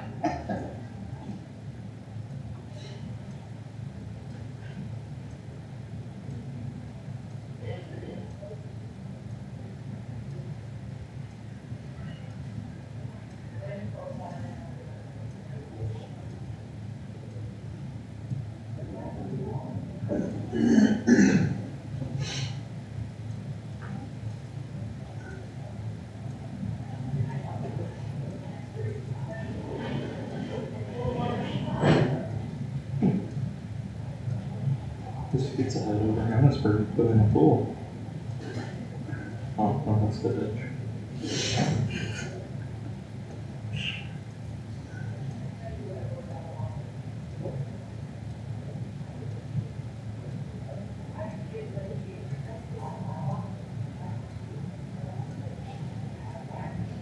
There's all kinds of pools in Spencer. Yeah, the problem with that is too, Yeah. most of those, Terrible. most of those houses and businesses, there's no insurance to cover that yet. It's all gonna have to come out of their business expenses or. Well, that town's not gonna recover. I've got one church that I serve over there, through the business that the water is above door handles, they got 4 foot of water in their sanctuary. Yeah. And yeah, they The had a nice, piano's gonna be they had a done. nice grand piano, and I doubt it's so nice anymore, but yeah. Yeah. Yeah, it's, That's gonna be rough. where do you start with all that? Well, there's a lot of mom and pop businesses on Main Street. Oh, there are. I think Main Street itself was okay. But if you get south of the bridge is where everything was underwater. So I know like the courthouse and that area, that was alright. They got some water in the basements and whatnot, but there wasn't, the buildings weren't damaged. North end. That's The north end was underwater too. Yeah, north end's under, and then the stretch south of the bridge up to, they said Walmart and Menards is all right. But Hobby Lobby was underwater. Yeah, all them other businesses right Yeah. there along the highway are all. Well, Menards and, kinda up on, a little bit up on the hill. Yeah, I mean, a little away from everything. But yeah, it's. well, you ain't got too much further, and IV's gonna have water in the parking Oh, lot. I know. That hasn't come up for a couple of days now, it's stayed, Staying pretty it's stayed. Well, that dam fails up in So Minnesota. it ain't coming down here. Huh? That ain't coming down. You don't think it will? No, it's not. Rapidan, I don't think comes this way. No, that ain't gonna get down here, that's going to a different, place. Humboldt's gonna get the water with that. Yeah. Oh, there we go. Then they can save Lake Nokomis or whatever they're trying to do. We'll have the water. There's that park. Here? Yeah. Yeah. Is water still over the road at Birch? That's here? Yeah, that's the best part. Oh, yeah. The fencing right there, that's the ball diamonds. Yep. There's the. Yeah, I couldn't get to the courthouse this morning, my road was closed. Oh, was it? The water by, Art Engel's place was up to the edge of 169 the other day and it's coming back down. Yeah, the shark fin, you didn't see a shark fin anymore. Oh, no, You they, got those shark fins next to the. Yeah. they've been submerged for a little while. Apparently no one's shopping at Dollar Tree. No, No, I saw that was all Can't closed. get in there. Yeah, Yeah. yeah. It ain't into the door yet, though. No. It's been flooded worse. Yeah, I've seen it up to the door, same with the old Chrome restaurant. Yep. It was up to the door there one time. Sorry, putting my coffee right by you. You're good.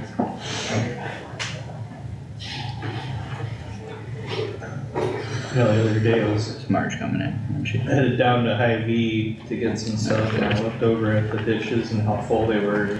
I'm looking over in the passenger seat, I got my fishing rods and I was like, you know how fun it'd be to just go stand out here on the corner of the highway and just start fishing in the ditch. Well, it'd be more thrilling if you caught something. That would be, there has been, Hollywood. in that ditch kind of by Hy-Vee, between Hy-Vee out front of Miller's, where I've seen catfish in there. Yeah, yep, catfish and just kind of Yeah. swirling around in the ditch there, so you get fish up in there. It's this way. Alright, you guys ready to resume here? Yep. So the next thing on our agenda is to adjust or amend the drainage district assessments, if there's any, thing we want to. Some of this is just kinda open for discussion,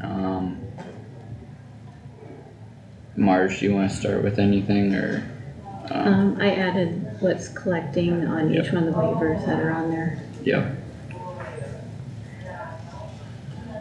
Yep, so that, and we can kinda have a comparison versus outstanding versus what's set to come in yet.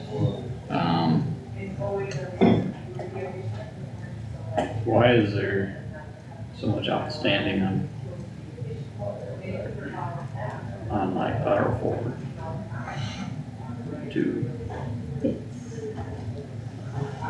DD4 lateral 2 and 4? or, excuse me, yeah, So those were the conversations we had last year right, after the assessments right, went out. right, yep, so that's the same one, Right, Yep. okay.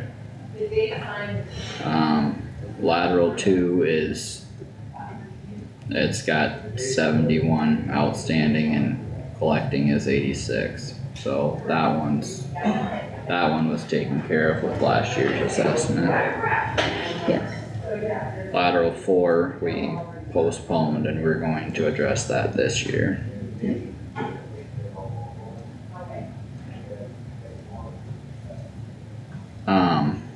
With drain 4 open ditch, that, project got a little bit clearer breakdown here on what was the previous project versus,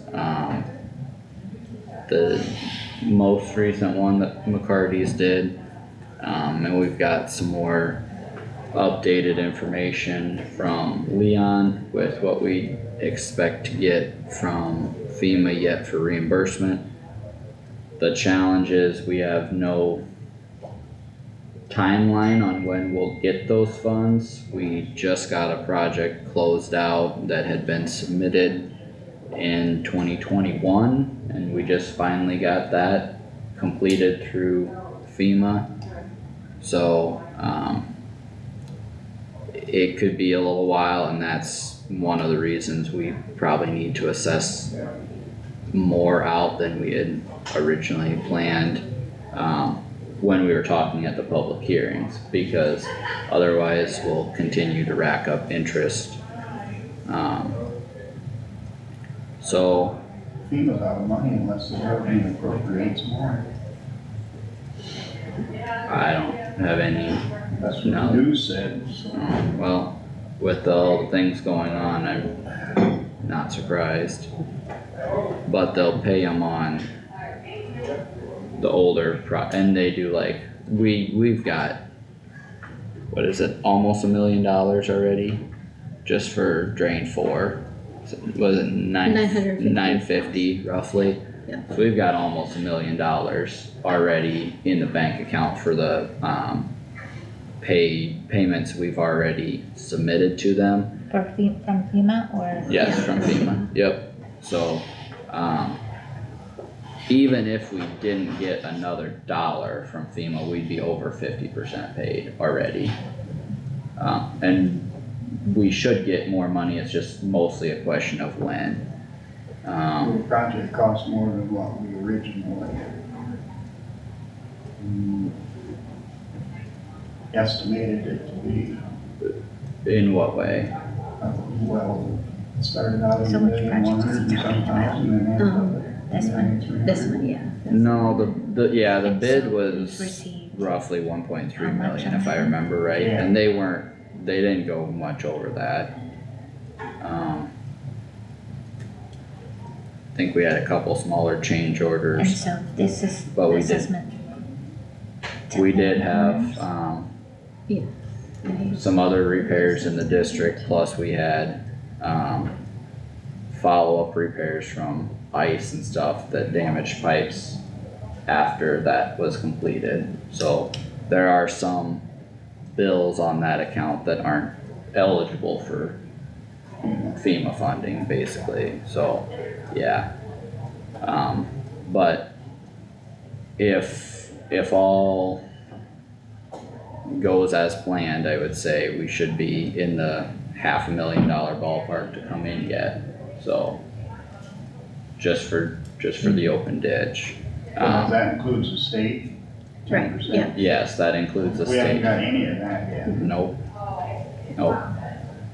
And that's where the closeout is based on actuals. The money we can request is based on their estimates from the beginning. So, the actual project cost is higher than what they had estimated. Correct. So there is a little bit of a difference there. But we just have to wait for the timeline of the closeout.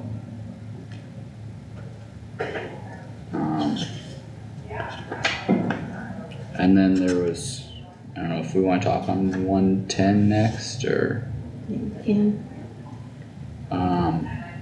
Can I add a suggestion here?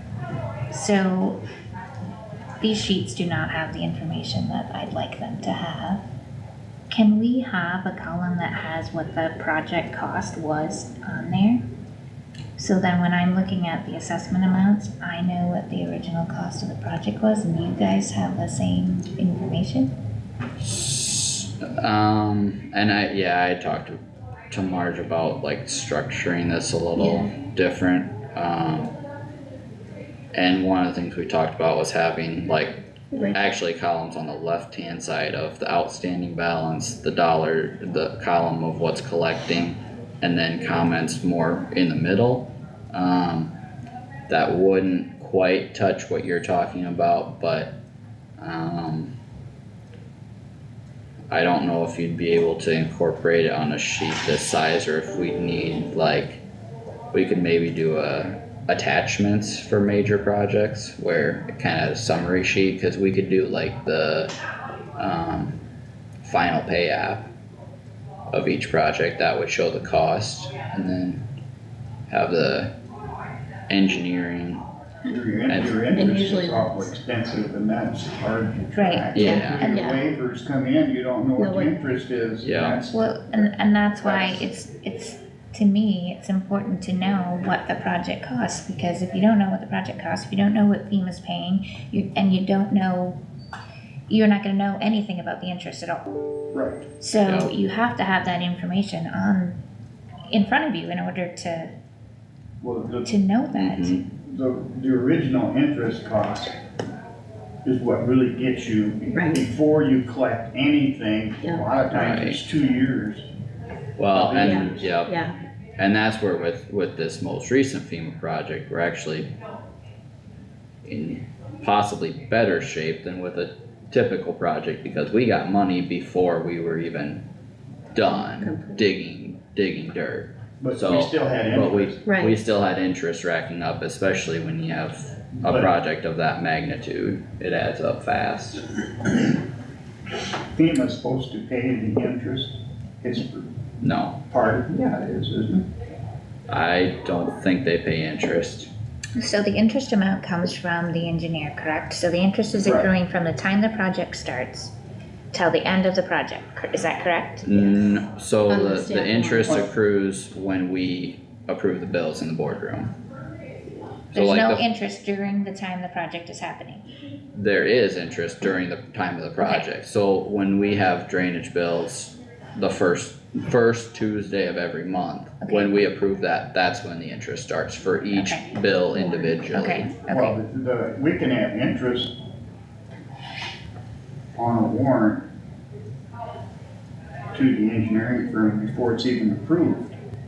True, yeah, because your That's engineering bills So- add up. So Yep. that amount Yeah. should be coming from when we have our closing, whatever you right, call you're it. closing. That interest amount should be coming from the engineer.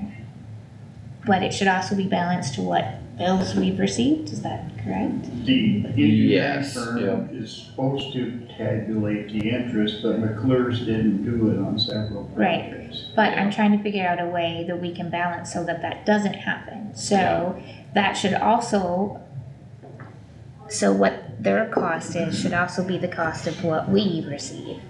Right, but they didn't do it on a couple projects, they have not added the interest into Right. it. Yep, I think Bolton and Mink does Bolton and with Mink theirs. has done a better Yeah. job of getting the Accommodating that. interest tabulated into the closing. Yep. Where McClure's didn't get the interest They didn't, tabulated over the 18 months into the closing hearing. they That's didn't, what they goofed didn't us up. show it as a project cost. Right, that goofed us up on several of these.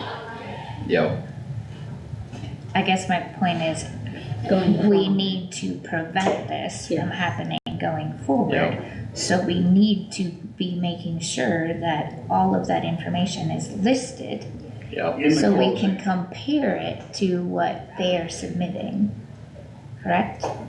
yeah, yep.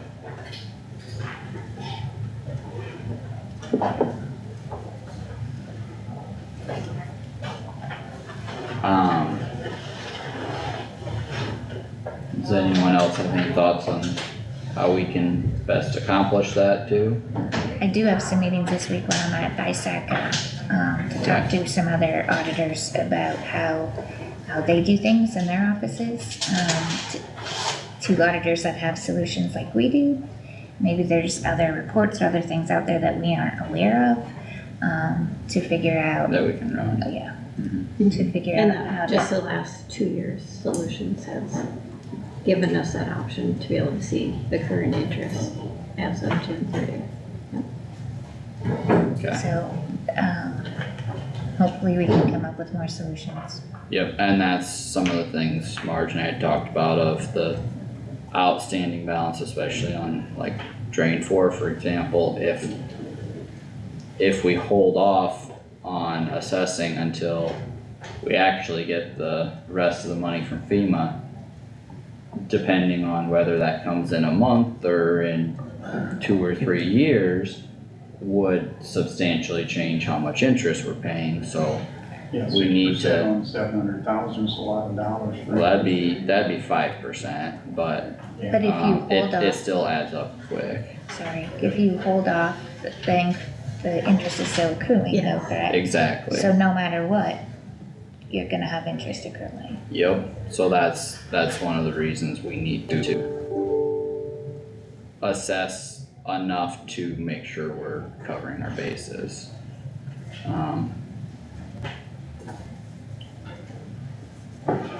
I don't know if anyone else had anything in their districts that saw or needed to address that way, but,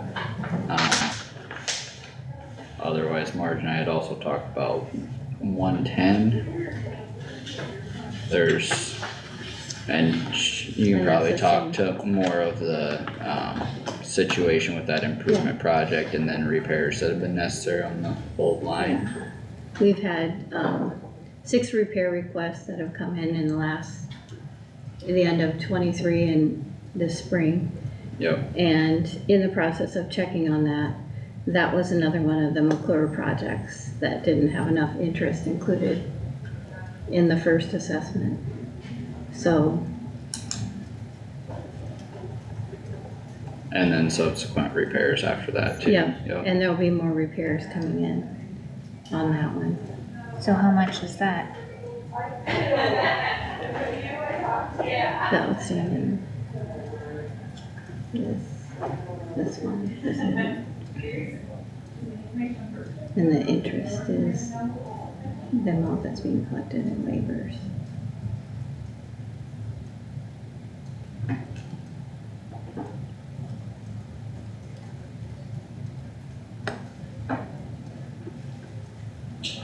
And Roger, are you familiar with that project? Yeah, Okay,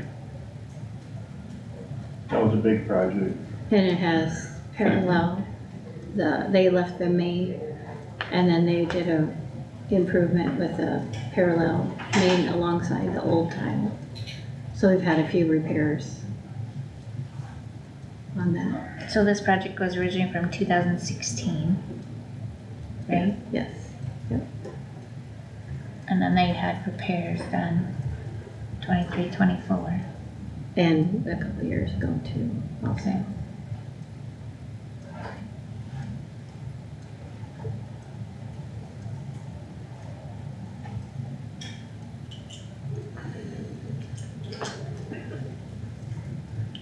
do you have any thoughts on that one, Roger, at all, or?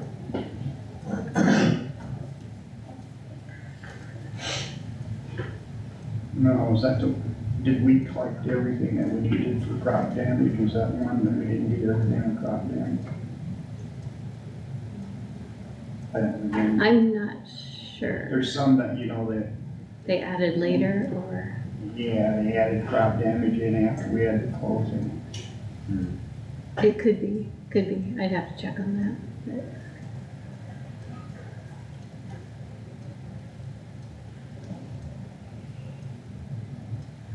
And then we've had some where we've had a closing hearing and then we did those in a hurry so we could get the money spread and then afterwards we've had more expense. Didn't have enough collected, correct. We Okay. noted that at the closing hearing, that there could be more expense, but Okay, everybody forgets that. Is this one that you wanted to schedule a hearing for or no? this was not on the list originally, Originally. but it probably should be I added, think that that's a good idea. yeah. And that's, I mean, that kinda ties in with the next one, but yeah, I think it needs to be added to that list. Okay. Okay.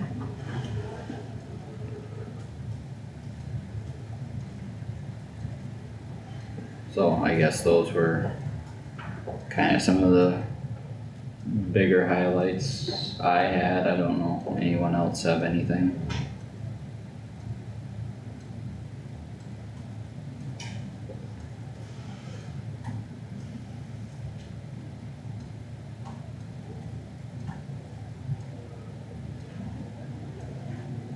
Otherwise, yeah, I mean, kinda with what Tammy had said earlier, I think it would be,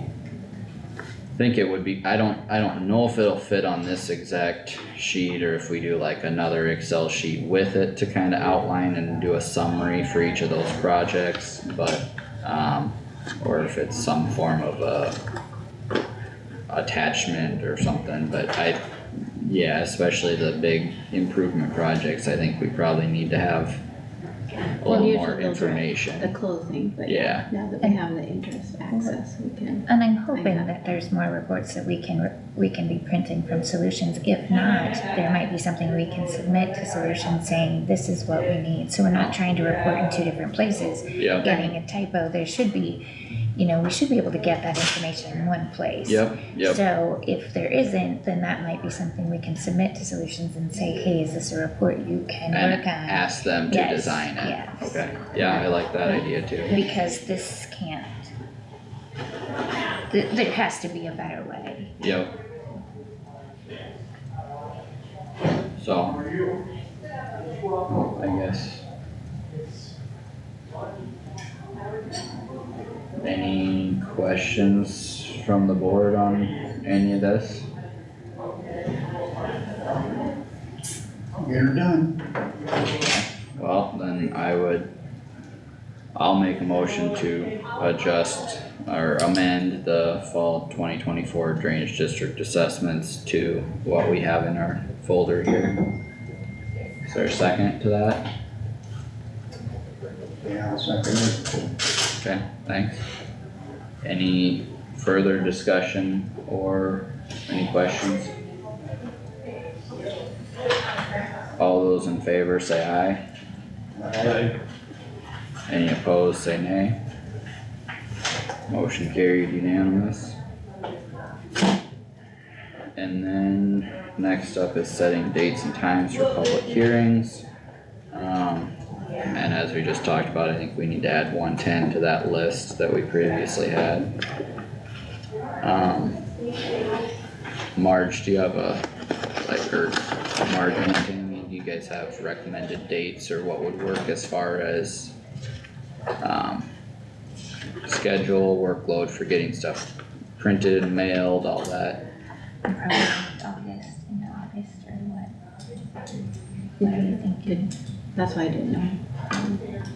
They'd be informational meetings, so we don't have, So you think, public, we don't have the so 40-day you think it's requirement. July? Yeah, I would think we could probably do it in July, give, No decision gonna be made at the meeting. Correct. no, Correct. no, It's just an there'd be no decision, it wouldn't be posted in the paper or any of that, it's just letters to landowners.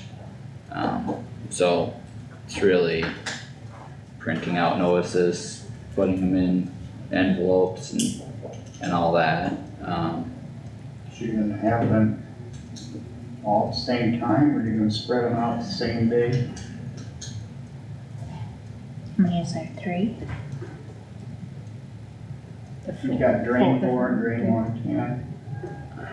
And he had drain 20 and 60, sub 3, so 4. so I would probably I'd probably do 2 one day and 2 the next, like 1 mid-morning and then 1 first thing in the afternoon, like 10 and 1. You want it on board days or do you think? Yeah, Okay. 4 days probably. Okay, I would probably do, 23rd and 30th of July? So the 23rd, you have that PAK one in the election center. yeah, let's go here, let's look at. Do you wanna the go to the Tuesdays. 30th? so, yeah, probably starting on the 30th, and then 30th and the 6th? probably do, 30th is open, Okay.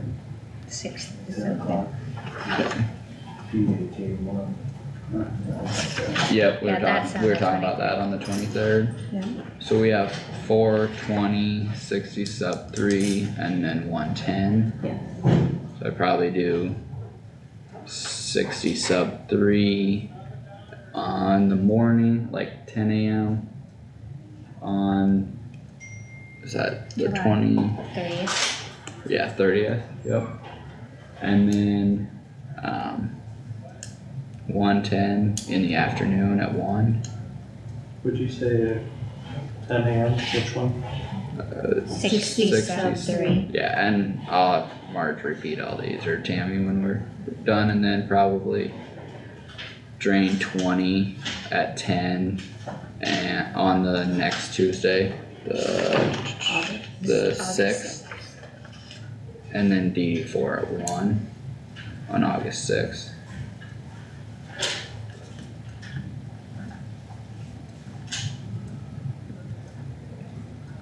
August 6th, we have a wellness screening, so that building will be occupied. Are you gonna have them all at the election center, or are you gonna have them We're here? gonna have them in here, I'm just asking. If we have all the chairs set up, we can get a decent number. would be fine. Yeah. I mean, DD4 is a big district, but Want to read the dates back? yeah, So you want them here? they can probably be here. Yeah, I guess Okay. whichever one of you would like to summarize that or repeat it back to the board, then we can have then I'll make the motion for that. Okay, so, set the date and time for informational hearing on July 30th at, 10 AM for DD 60 sub 3 and DD 110 at 1 PM. Yep. And then, August 6th, 10 AM meeting for DD 20, main 1 and main 4. Yep. Getting ahead of us. Sorry. So what you got in August? August 6th at 10 AM, drain 20, main 1 and 4.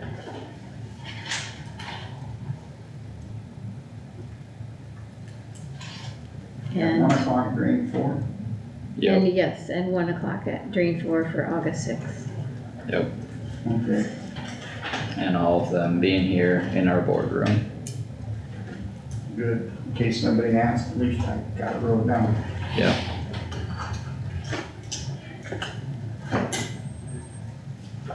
Alright, I'll make the motion to set those dates. Is there a second?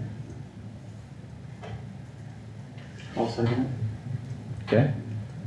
Any further discussion? All those in favor say aye. it. Any opposed, say nay. Motion carried unanimous. We will work on getting all the notices and all that stuff sent out, so thank you.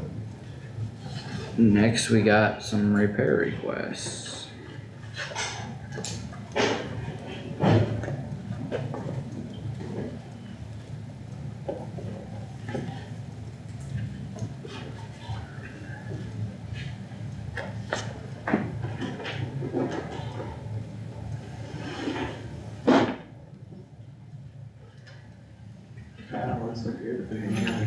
I got a few. They're not all mine though. I think Carter's got one, Roger's got one maybe.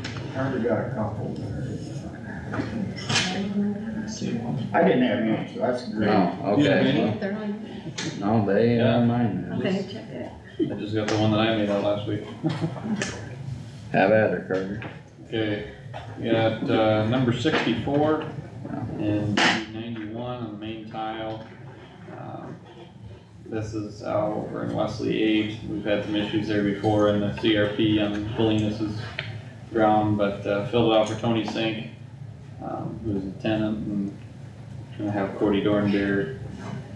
He's got it narrowed down to an area where I think the problem is, so he's worked on that before. Cody, I talked to him the other day and he wanted to know if we would hire him if he got a camera. I was gonna bring that up too, Yeah. He called me Okay. too. Yes. And I think it would be appropriate if we would get back to him if that would be the object of this board, to hire a local person to do. Yeah, Well, that's what I told him. I mean, we hired Mankato and Yeah, Fairmont. I mean, or, I've never hired well, have Fairmont. we never hired Beamer? Okay. No, Well, we get out of Mankato then. with Mankato and then we hired, yeah. There's Well, two Southern Iowa, isn't there? there's two other local contractors that have mentioned the thought of that. And, Yeah, if we got somebody local. and Bolton and Mink actually just got a trailer from another location. Tyler was telling me about that recently. So they actually have a camera here now at their Algona office, so. so you want, somebody should tell that to Cody before he goes and invests a lot of money. Yeah, I mean, that's Contract a, might be cheaper than an engineer though. well, and what Tyler said they were going to structure their, charge or usage of it is, they're not actually charging for the equipment, they'll just charge the same rate for the employees that are managing it or like running it. So when we have like 60 sub 4, for example, if we have Nathan up there doing inspection anyway, he can pull the trailer along and they can run the camera up and it's not gonna cost us anything else because they're already on site doing their normal job duties. So, That's if we're televising an engineered project, well, right? no, the cost would be the same regardless of whether it's an engineered project or not. But the example I said already is an engineered project, so Okay. that is part of the example I used, yeah. But if we had a tile, or say you got a tile by Wesley that you want to run a camera in, they would send them at just their office hourly rate in the Probably pickup like and the- trailer. Like they do the drones. Yep, Yeah. yep, so the equipment actually doesn't, they're not billing for the equipment, they're billing for the Their time. employees. So is it gonna be a permanent fixture here in Algona? Some of that could be depending on usage and how it works out, but they'll have it for a while, but they just got it kinda set up and ready to operate here recently. Drexler used to have one too, on that. Who's that? Ivan, Oh, when ISG was here? ISG, Okay. they had one, but then it disappeared, so. Well, supposedly this was at another, location and they really didn't use it that much, so Tyler asked if they were gonna either sell it or get rid of it, and Tyler said, well, we'd take it here and use it here if you got it, cause of well, I know I've done several things for televising, and I've seen a lot of value in it, but, yeah. Would have hired a lot oftener if I'd known it was closer and not so expensive. Yeah, well, That's- and it's, I mean, that is part of the expense of having Mankato come down is the travel time. Right, you're paying them for an hour and a half travel time that they could be televising. Yeah, and I don't have the numbers or anything actually like in front of me to quote, so I'm not gonna say that and be wrong, but, if I remember right, some of what Tyler was talking about, I think will be better price than what I've done before. But like I said, they just got it and are kind of getting set up, I so. think it'd probably be appropriate, one of us call Cody and have him talk to ISG and see what they're planning. Bolton and Bolton Mink. Inc., I mean. Yeah. Yeah, no, Yeah. I can do that. Yeah. I had to call him back on something anyway. Yeah, Yeah, cause that would save Cody buying it if he's. Yep. At least we shared the information. Right, yep, Well, and he does a lot of repair work for Hancock County. And so he was looking at it on that side too, for them. When I visited with him, I told him I think he'd get more business from cities Yeah, than he for would from sewer the town systems and that kind of district, because stuff, the towns are using cameras more than anybody Yeah. else. Mhm. Well, and regardless of who does it, we know with the situation in Whittemore, we'll need to go in there and We have to televise that. televise and do, but that situation, you know, you kinda need televising and jetting at the same time. So unless he gets which, and Bolton and Mink won't have everything either, that you kinda need both working together. Cause they won't go in and actually cut tree roots without televising on the other side. Thompson's been pretty good at coming in an hour. He's been really good lately, Yeah. so. I think we should keep using him then. But they've got actual like saw blade type things that can go and Well, they go got- inside the pipe and. Well, that's a actually- rooter, that's not a jetter. No, it's not a roto. It's actually on the end of the jetter. Yeah, and it's got teeth on it. Yeah, Teeth on him, I haven't seen that. they would have ran it when they were here earlier here this spring, but Couldn't get it in. we couldn't see anything with the water level, so They didn't don't wanna come on. run and then destroy Or it. not be able to see something and hit something that. Yeah, so we need to get an opportunity where that's low enough where you can see on the other side. And then they come at it, I don't know if they run the jetter from the downstream side, I would guess, and televising from upstream. But they run them together and then kind of work in tandem. So I haven't seen them do it, but that's kind of what they talked to us about and showed us the tools they have to do that job. And I mean, they do a lot of work in cities, so to some degree, you're not gonna be able to justify the equipment unless you've got a volume of business, but that's what they have. But just televising on its own, when you're just looking at a tile to find either tree roots or see if there's a problem here or there, that's something you can just do with a camera. So, yeah, I mean,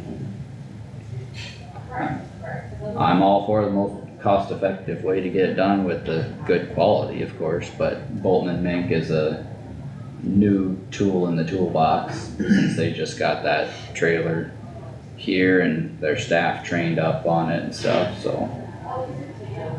Yeah, It's good to know too. okay, anything else on that or televising conversation from the board? I guess one quick thing for drainage, I, also with the Sinks, they farm some ground on the north side of Highway 18. And there's a tile that on the maps it shows runs under 18 and stops at the edge of their field. But in reality, it stops at the road. So they feel they should have access to that. They thought they did and realized they're just dumping into a little 5-inch tile, private. Do you know what So- size the county one is? I think it's an 8. But Okay, Did you go to the record and see what the record says, what the county tile put in? It might be that the county put in a 5-inch tile underneath the road too. I mean, the drainage district, excuse me. right, You should check the record okay, before you. well, on that, and that's with the DOT, he's been working there, but yeah. Oh, I just didn't know what to do for that. yeah, I mean, just thinking sizing wise, if that was a point in the pipe where they upsized it to grab more, as you get more acres, that might have been what they crossed with. Might not, I mean, they could tap an 8 to the end, but it's not, the rest of it should be staggered sizing wise. Cause I had a farmer say that we should dig through the road and bring the 8-inch tile that was, county main to his farm. And when we went and got the records showed that the 8-inch stopped on the other side of the road and the 5-inch went underneath the road to give him an outlet. Or it was a 6, but Okay, sometimes the record does show what they did originally. yeah, that'd be a place to look. I'm just looking to see what the map says, how big it is. You gotta use the map with the Yeah. large grain of salt. Yeah, cause it's not always right. Now, see, this Is says, that a fair way to put it, Roger? and this says it's a 12. On the other side of the road. Okay, Just for the whole lateral. yeah, it's probably not real clear Yeah, what they. so we'll have to look at the. The original map that's in there, once in a while will show you the right sizes. Once in a while. Yeah, sometimes question that. Yeah. Alright, number 59 is in Lincoln 20, washout, large washout with possible plug tile for Nate Heidecker. Number 60 is Swaya 13 to investigate plug tile for Lennon Brandt. 61 is multiple washouts and broken tile. This is Swaya 6 for Michael Quarterman. 62 is Seneca 23, broken tile, full mud to the south, Chris Warren. That's got like quarter mile or so to the ditch. It's just a shorter section, so we'll have to see how bad it is or what can be done there, but I'm sure we probably won't get to that for a minute now with all the rain. Lead yard, number 63 is in lead yard, section 3. This is the one Roger, I was thinking he had had one, but this is one he had talked to me about that Brandt already fixed for Bill Mavis. 65 is in Seneca 25.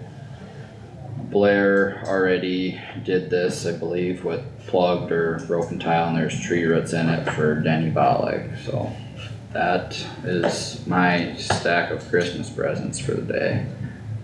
I would entertain a motion for the supervisors I to. would move for the supervisors to take care of their request. Okay, I'll second.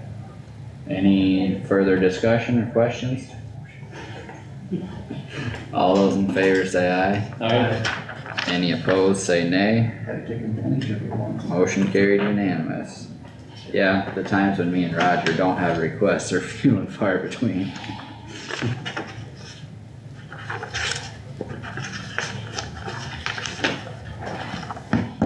Alright, anything else here for drainage? Alright. Marge, you got anything else for us on your radar?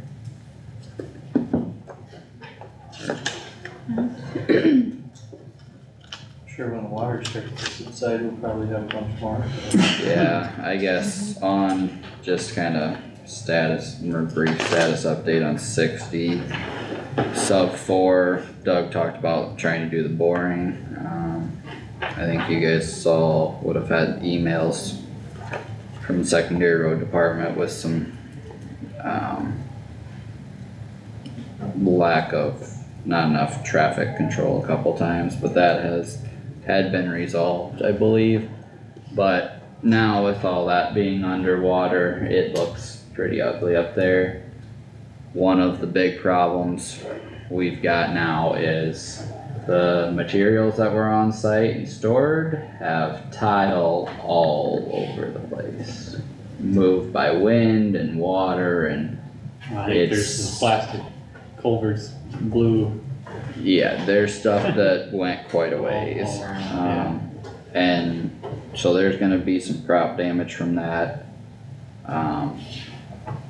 Reitzel's had been contacted multiple times about their tile that was stored on site. And my last conversation with Tyler, he said they were going to be recording the, crop damage and stuff and keeping track of all that, so that'll have to be dealt with at closeout, but it's been an ongoing issue up there. So, the weather's not really helping anything, but They're not doing anything done. no, they haven't even started. Which is also frustrating landowners. I've been getting calls about that and, they're especially frustrated because there were good working days last fall and into the spring and nothing happened, and then now we got weather and it looks ugly up there.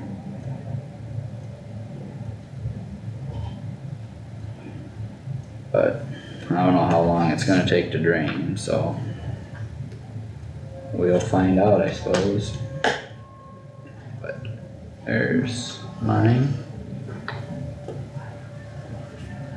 Any other questions or anything on drainage?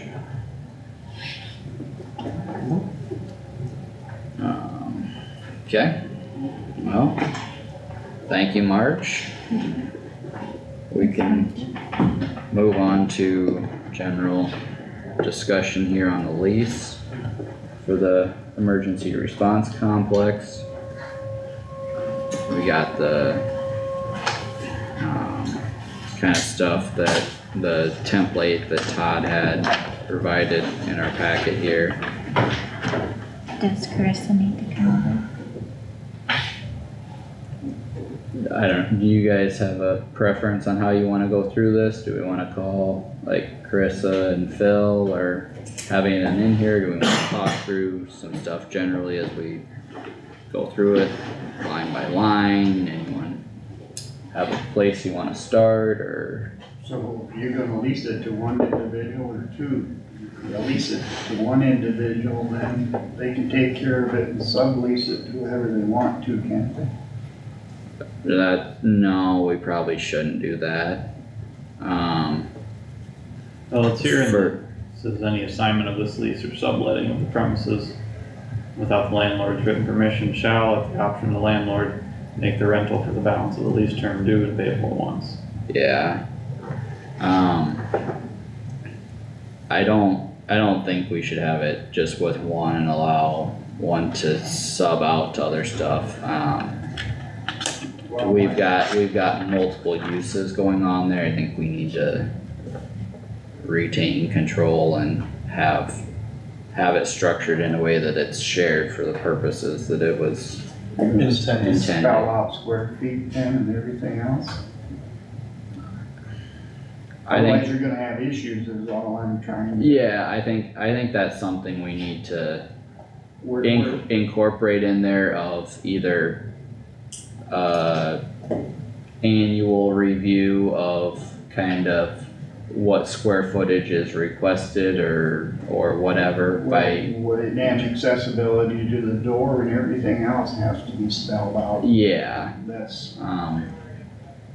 And how it's shared and communicated between parties and all that. So I mean, this is a good kind of standard business property lease, but I think we've got some specific situations that we need to define.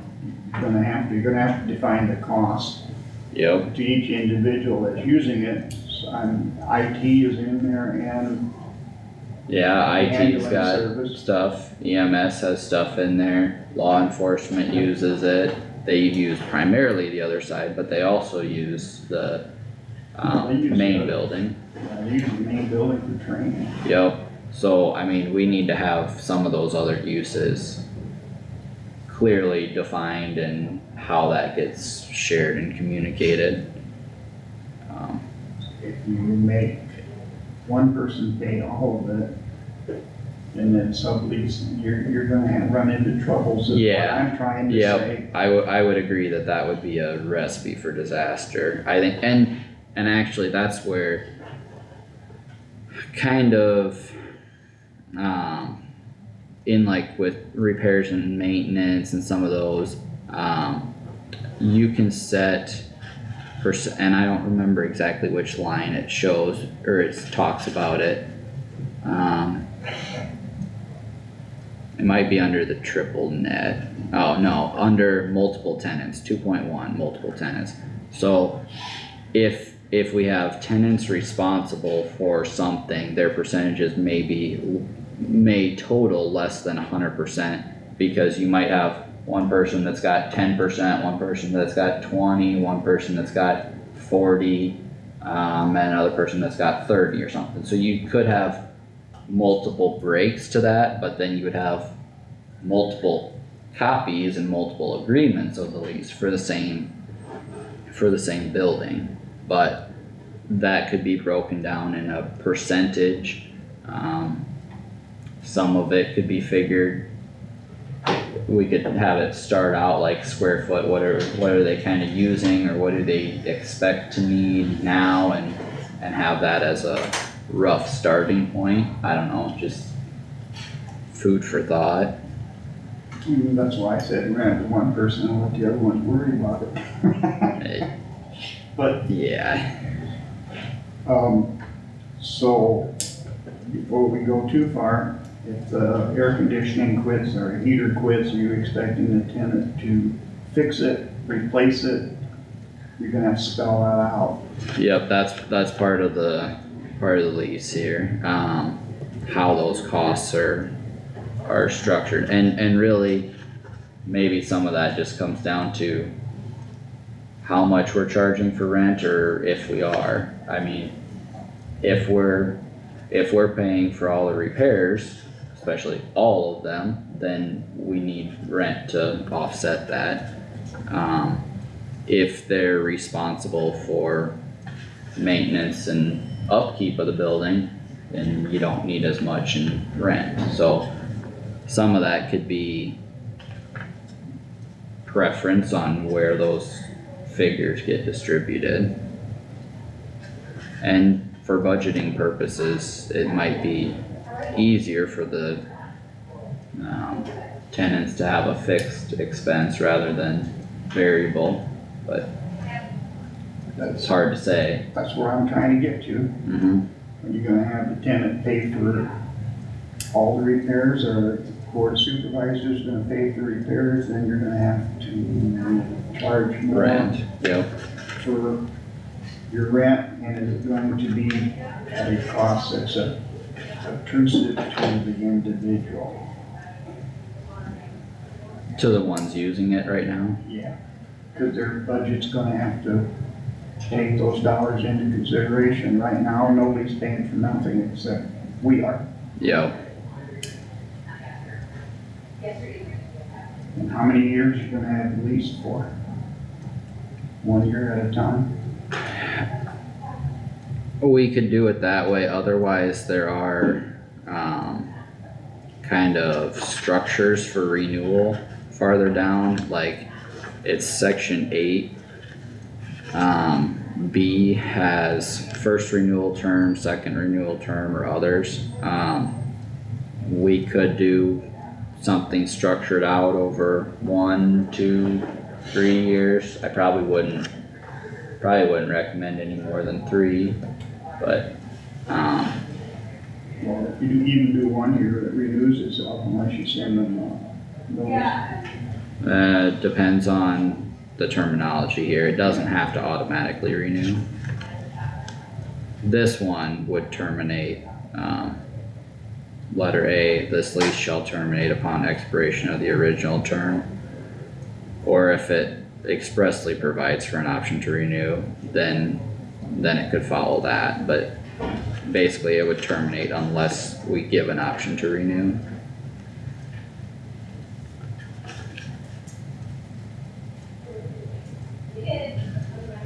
And some of those conversations about like rent and actual costs, we probably need to have the ones using it in here for that, of course, but even for today's purposes, maybe just talking about the structure and some of that we can do on our own.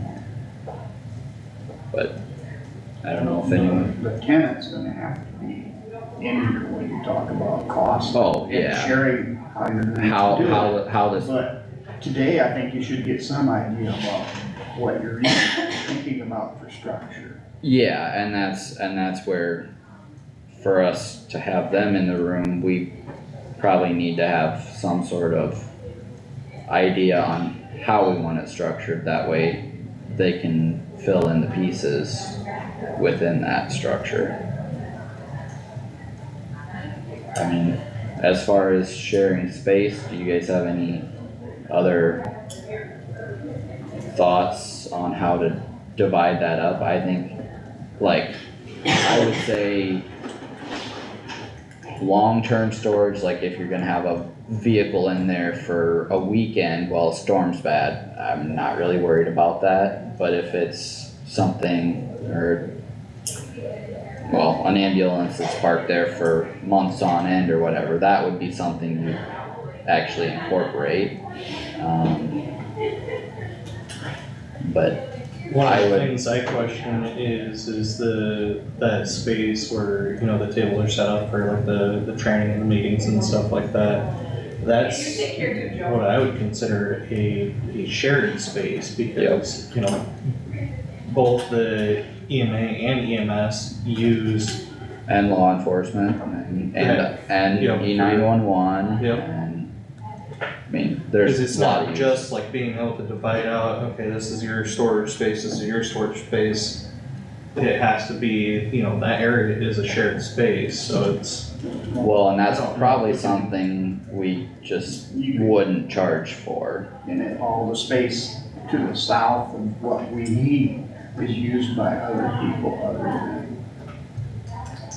The sheriff uses it, The south of what? the south part of that building is not. Yeah. The cold storage? Cold storage, Yeah. that's used by other people, I don't know. Well, no, I mean, That's mostly the sheriff uses that side for training and, There's some cattle gates in I there. think EMA has a bunch of stuff in the south side, but then we had the city had their stuff in there for a while, and I don't know if that's out yet or not, but The playground ain't built yet. I don't think they're done with it. Flashbed, yeah.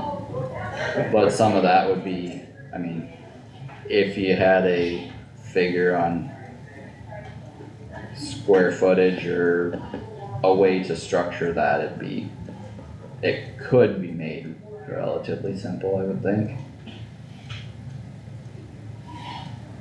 So you're not, my point is, you're not including it in the lease, or you are? Oh yeah, that'd be part of the same building. Yeah, that cold storage would be part of it too.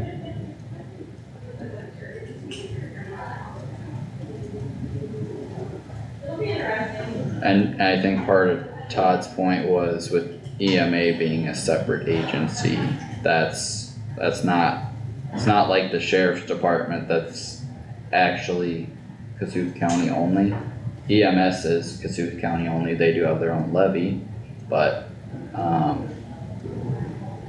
that's part of the difference in agency. And maybe we wouldn't need agreements for EMS and sheriffs and, we probably should for E911 since they're storing a vehicle out there and using the meeting space, and that would be a separate agency as well. So Their those, own taxing authority, to speak.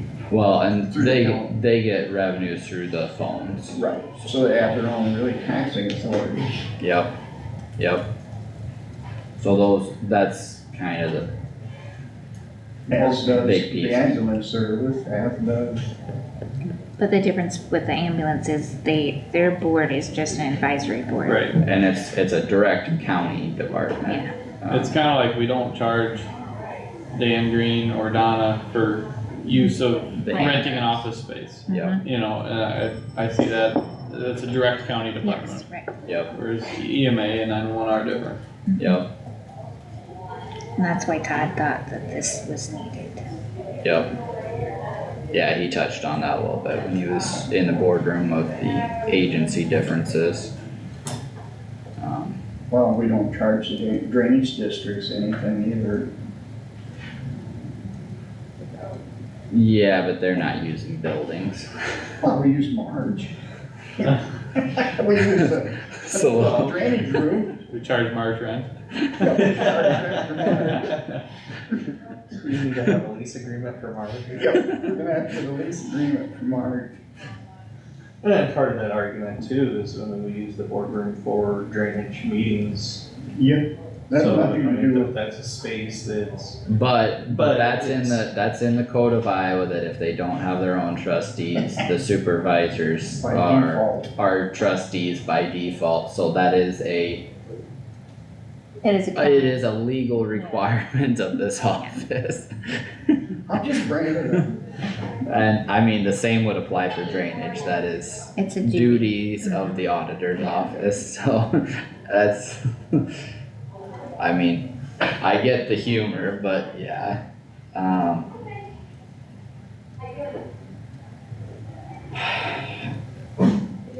and really, if we just do agreements for E911 and EMA and don't do agreements for EMS and sheriff, since those are direct, we probably need to have them involved in the conversation as far as how they all work together and collaborate to use the space, but we don't have to worry about dollars or anything from those.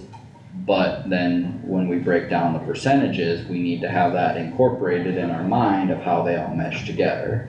So, Well, especially how we deal with the repairs and maintenance on the building is Yep. how that's divided up in percentages. We better have all of them sitting here when we do that, yeah, because I don't think we can do a whole lot with this until we have all three people, maybe. All four. Four, yeah, yeah, sitting here so that we, kinda have it. but even to make that conversation a little more efficient or whatever, if we have a structure, like whether we wanna break it down by actual square footage of specified items, do we just want something general, do we want, I mean, cause some of those things are gonna play into how they all mesh together and collaborate. To that point, are you going to have designated areas within the building where each of them can park their vehicle? I mean, is it gonna get down to that? I don't think we need to start with. It becomes an issue, I think we need to address that, but for the most part, because, you know, things have to be able to shift around in that building. You know, we can't tape out lines and, oh, you're crossing the line, now you're coming into my part of the building, but, you know, You could get I to would say that at point. a percentage of, you know, so like, say EMS has 50% of, you know, that main side, because they have an ambulance and other things that they, you know, other equipment, I'm just saying 50% is just Yeah. an example. Yeah, You know, that they have 50% of the usage. Whether that 50% of the usage is on this half or in this part in this corner and then part in that corner, that's, you know, up to them to coordinate between each other. But it would, you know, by saying you have a percentage of floor space, that's guaranteeing that they, you know, have that ability to use that floor space. well, and I think that's where you can look at the shared meeting area, and that square footage or whatever wouldn't be one person's control, that'd be Right. a shared space that's incorporated in the building. You just have your other storage and equipment uses for the pieces that you would actually kinda address in the lease, I suppose. Well, and I think you would leave that kind of space out when you're addressing it in the lease, because, you know, similar to an apartment complex or something, you have common areas that are shared spaces that is not included as part of your property in the lease, you know, because you have your apartment, but then there's, you know, those common areas that everybody kind of shares. And that's not, you know, not one tenant has control over that common area is controlled by the landlord, and they allow the tenants to use that common area. Yeah. And I think that would be, that meeting space would kind of fall under that common area because, you know, E911 uses it for their meetings, EMA uses it for their meetings, EMS uses it for their training. So it's just, I wouldn't count that into the percentage. I would just say that is a common area for them to share. I haven't been in there for a while, but the whole, say, west 1/3 of the building is probably a common area then, is that what you're trying to say? Roughly, I would say at least that quarter. Yeah, there's Quarter. some in that corner, there's some stuff stored in shelves and I think a small trailer in there. But yeah, a lot of that kinda west half would almost be, Common area? Yeah, cause when Yeah. EMS sets up over there for their training, you know, because they have their dummies that they have set up on tables over there outside of that meeting area, so it would have to be almost a third, you know. well, and third that, of the actual percent, whether it's half or a third or whatever, that'd be something we'd obviously wanna talk about with them in the room. Yep.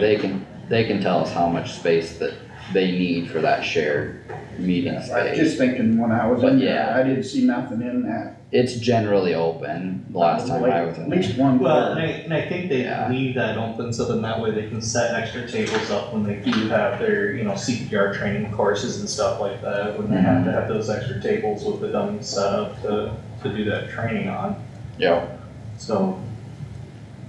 Yeah, I haven't been in there for a long time, but at one time, there was nothing in there. No. And at one time, there was a trailer parked there with equipment that was, Wasn't that Phil's? no. Hmm. I'm not talking about that trailer. Okay. I'm talking about a trailer that I believe had equipment from the people at the park, working on the park. Construction equipment and stuff. inside the heated Inside, part? yeah. At one point, there was a trailer in there.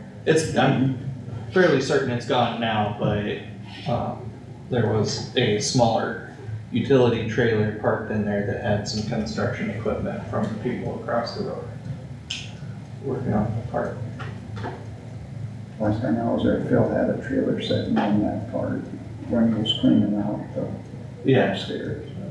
Oh, yeah, when he was moving. When he was, well, that's the only time I've ever seen anything. in Yeah, there. I think he had told me about that, he had that in there for a little bit, but that was short term.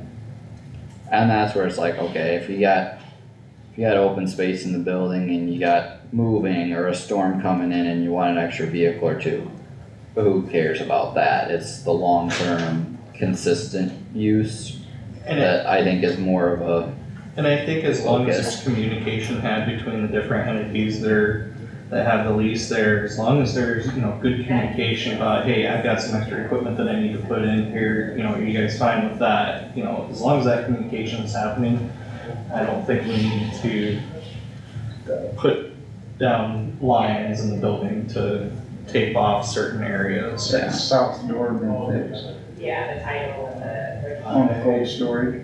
Didn't know It there didn't was- open at one time. I'm pretty sure. I that's- thought they replaced that. They did. I can't say I've been through it since it's been replaced, but I'm pretty sure it's been replaced. Yeah, One time they were talking about putting an opener on the west door. Did they ever do that? On the cold storage? I don't know. I don't- Carissa was in there and, had the door open yesterday when I went by it, but I didn't ask her if there's an opener or anything on it.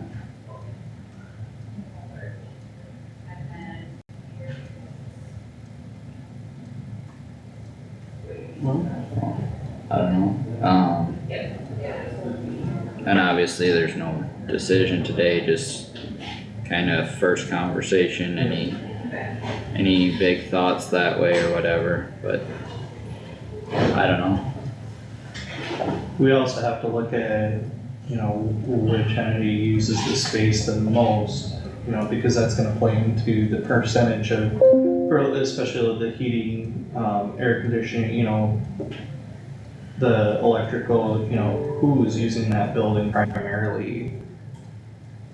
And they need to, you know, pay their share of the utility bills and stuff like that. But you're just going to have them pay the utility bill somebody. Are we gonna keep doing it out of the supervisor's fund? Well, we've got it budgeted out of our fund, so that's probably something you just offset with rent. Yep. And cover, and that's really kind of a discretionary piece of, yeah, we could have them pay a certain percentage of the bill, but when you've got four different major pieces of the puzzle that are using it, you're not gonna have an electric bill sent to four different places. No. So No. you have But that is the that difference stay. that you'd have to have in, you know, Rent. say EMA is gonna have a little bit higher rent than E911 because EMA uses that building far more than E911, so. Yeah. You know, and that's included with, you know, the portion of the utilities that are, to be paid out of there, so. Have you thought about moving, who's in the top over there now? Carissa, and then, Phil said that he still has. They still have the- medical examiner stuff there. And stuff that he doesn't have room to store out at the EMS building. Do we have room in the annex yet? Is there an office open over there? I think there is, I'd have to go over and look, but I think there is an office over there. Cause I was kinda thinking about that, cause I thought we had one open there and to eliminate the need for having that Scoop snow and everything else. snow and heat and air condition, the building could be managed different if we didn't have anyone up there, and if we've got space in the annex, I think that'd be a good way to Well, we handle still that. have to have some sort of climate control in that building because that's where all the equipment is stored. Well, that's the main store, we don't have to have anything. Right, so you'd be able Yeah. to shut that off to the upper floor and not have climate control up there, I would say. Well, and if something came up where we needed that for meeting, or if they need the EOC, that could be handled at that point in time rather than 365 days a year. Yeah. Well, it and just- the EOC, just in discussion on that with Carissa, the EOC is actually should be out at the training complex when it's needed because of the fact that, Iowa code requires the EOC to be handicap accessible. It is not handicap accessible with the stairs. She still keep her dog up there. As far as I know. It smells really bad.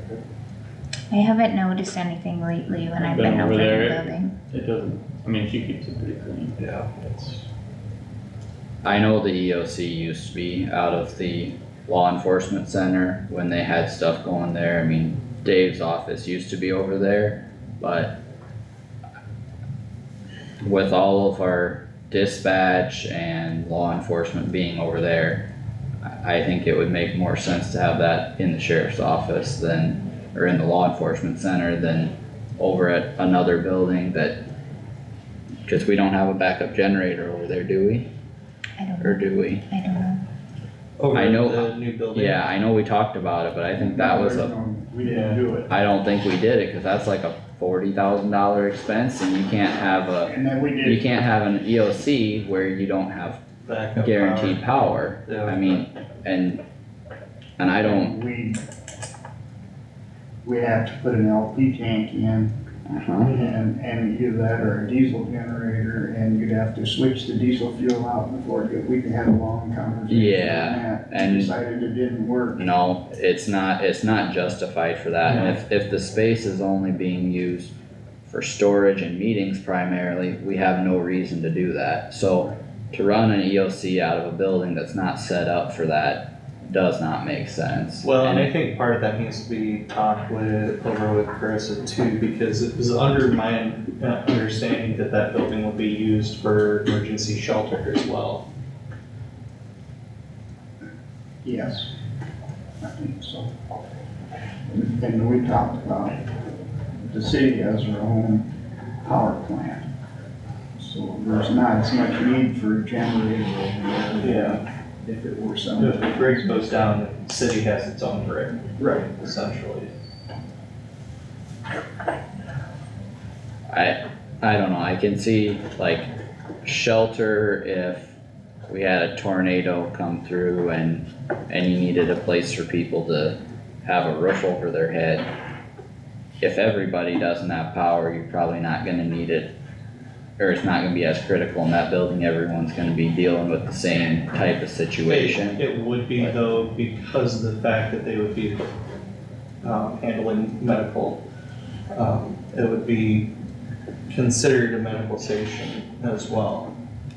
If it gets to the point where the hospital's running triage out of there, there's gonna be portable generators and stuff brought in, that's gonna be a whole level of a different operation. Right. Right. I'm just saying that's all stuff that we kind of have to keep in mind with that building too, because if that's what the intentions are, we have to remember that when we're dealing with the lease and things too. It was supposed to be a triage center if you needed it. Well, and when we talked about it with COVID, there was talk of being able to do drive-through vaccines, which, I mean, that's simple and easy, you can even do that on the cold storage side, you can have them come in and loop out the side, I mean, that's simple, but, yeah, we had quite a conversation about the backup generator and we didn't do it. Problem Because, with backup generator too is where you put it, because if you try to go on the east side of the building there, then you're at the Railroad. right of way for the railroad. mhm. There's a lot of considerations to that. So I mean, we need to keep in mind what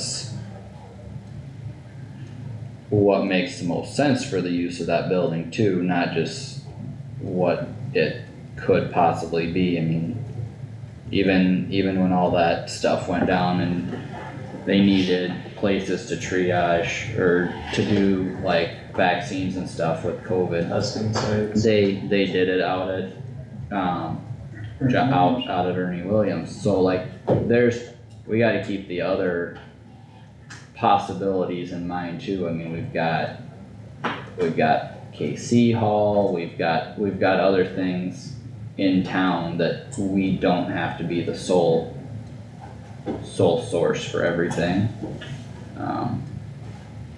It's good to have options available and resources that way, but for the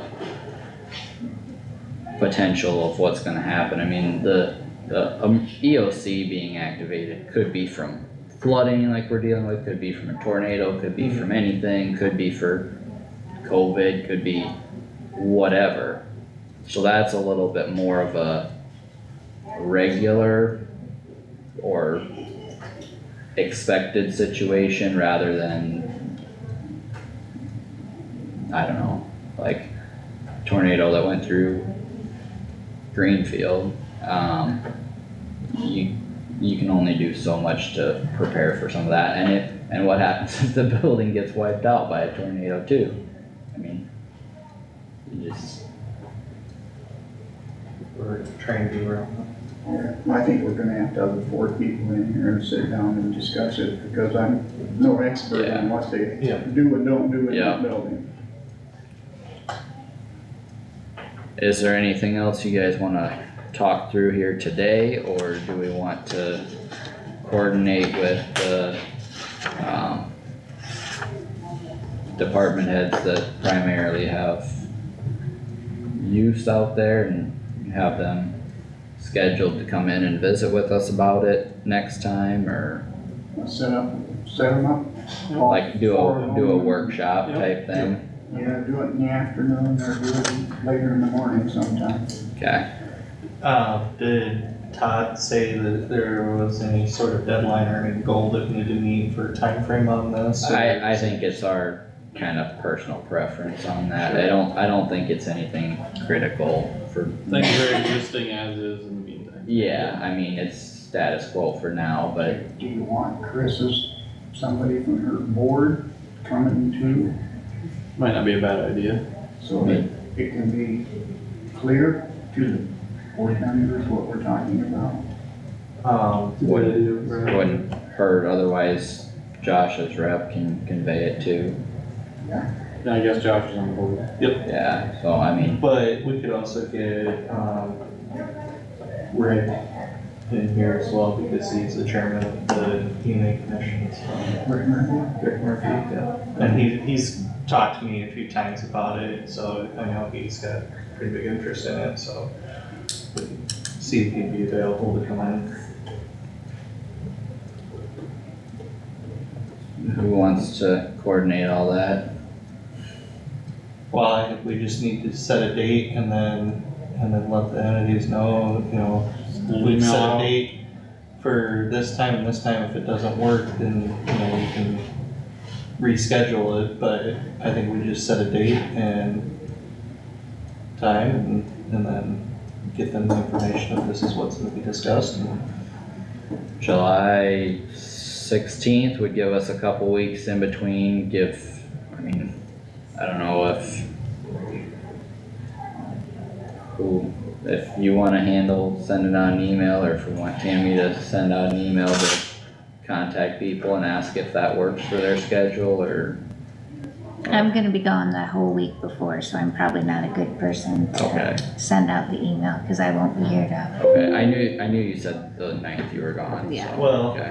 what about the 23rd? I'll be here the 16th, I'm just saying, I don't think you want me to send out the email, cause I won't be here to Right, right. get the responses and make Yeah, the communication. I ain't gonna be here the 15th, 15th or 16th? 15th, or 16th, I mean. yeah, Okay. so let's maybe shoot for the 23rd. As of right now. Okay. We'll have to keep the rest of the agenda fairly light that day since we've got the public hearing too. Yeah, okay, yeah, that's pack one, right? At 10 o'clock. So if we're gonna do this discussion too, I mean, I'm just saying, It would probably Can't have have to happen in the afternoon. too much going on that morning. Yeah, if you're gonna do a workshop, you're probably gonna want it in the afternoon anyways. Okay, yep. Yeah, 1 o'clock. yeah, probably would be fine, Do we need that in the form of a motion or? no,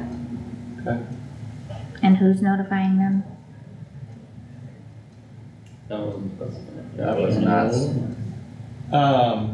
Yeah, I could send out an email. okay, So we're just notifying EMA, EMS, E911, and sheriff. correct, yep. Okay.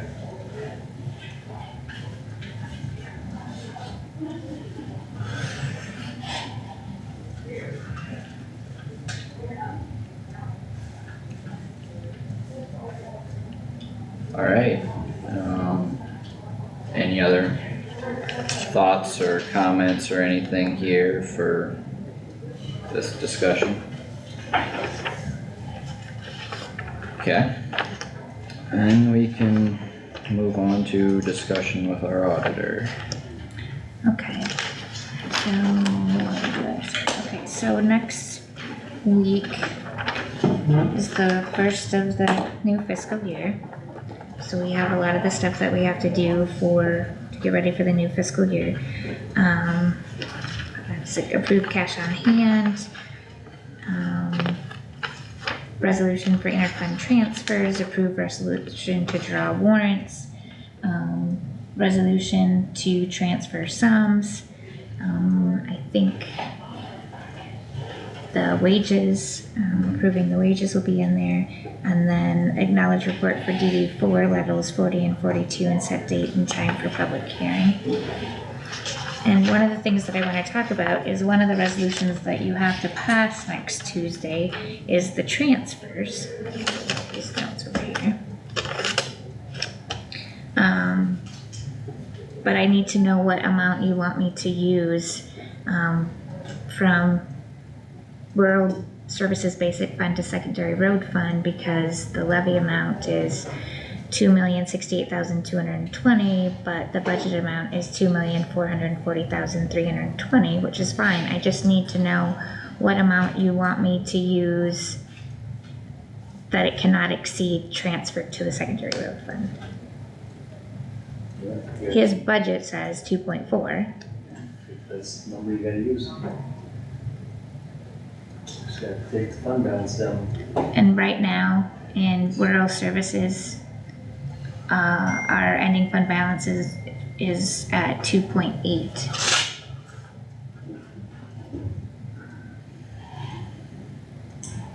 So that'd be another 400,000. Little less than Now 400. you're gonna take some more out of there for libraries. So you're looking at 2.2 at the end of the day. And then pretty soon we won't have much over 25%. So you're saying you want the 2.4 in there? Yeah, I think you do. We'll be gone. Okay.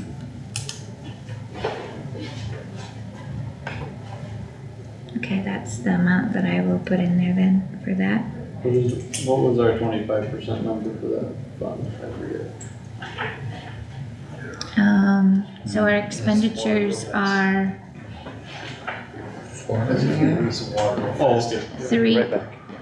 3.8, so less than $1 million. 4 million, so 25% would be ballpark $1 million. Yeah, $1 million is 25%, yeah, roughly.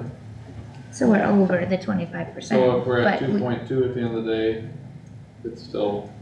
okay. Possibly up to, depending Yeah, on what we do for but the it would- libraries. It would be when we were. or Well, when I was looking we at- already went, I mean, knew this coming, yeah, and we already went through all this discussion, right? I mean, that's still the same numbers we discussed at budget time. Where we left things off, right? No, No, no. So I'm saying if our 25% is $1 million,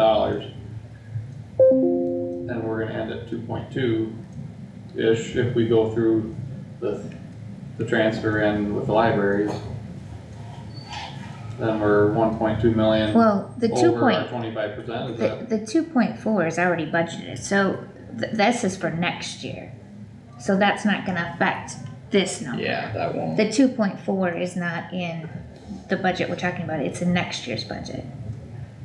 And so is the libraries, Yeah. so it's not affecting that number, it's affecting Yeah. the next year's Yeah. number. The ending fund balance Okay. next year. Yes, You just read what our fund balance is now. right now, Yeah. what we're gonna be carrying over, yes. Correct, okay. Cause if I remember right, I think when I had laid out where our status was for rural, we were over a $500,000 deficit between what we were bringing in and what we were spending. Yeah, so So- we're projected to be at, So this would add another 400,000 to that. And then another, okay, so I'm off a row, so, sorry. We're projected to be at 3.3 come July 1st and 2.8 at the end of 25. Okay. okay, So right now, we're at 3.3 and then 2.8. so I it would was take the a comma. 2.8 down. It would take the, 400. To 2.2, if we did both Yes. transfer and library. I yes. mean, that's where we're at today. Projected. Well, but the 2.4 is already in that number because that's what was budgeted. Oh, right, Yeah. right, yep, because that's So already being taken out that- of 3.3. yeah, Yep, yes. yep. So it would just be the, Libraries is the only extra thing that wasn't already discussed in the budget. Hmm. Cause we knew that was gonna be taken out of the fund balance a little bit. Next year's fund balance is gonna be lower than right now, Yep. if you decided to. if we decide to do that, yeah. Yeah. Yep.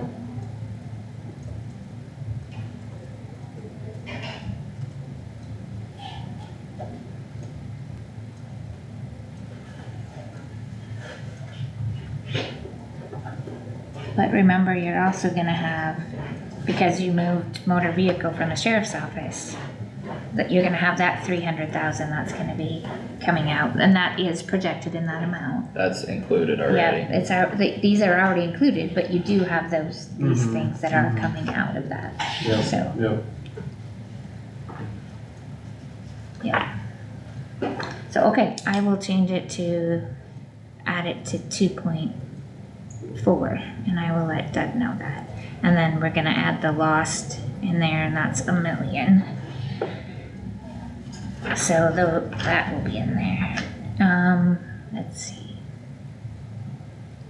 I did talk to Christina with Snyder. She helped me file the resolutions with IUB for eminent domain, so that has been done. Perfect. So it should be good to go with that. Are we expecting a response from them at all? It just gets filed. Yeah, it's just a filing. It'll be one of 13,000 pieces of Yeah. paper they've got into one. Yeah. And then, I had a chat with Carrie Johnson down at Department of Management. Because Chris Lawson came to see me about his budget, because we're getting all the budget information ready for this new year. Line items and how much is in each line item, including salaries and FICA, IPERS, insurance, all that good stuff. And he noticed that his amount was lower than what his budget was. Of course, he has his own, commission, or his own conference board, yeah. So they set that.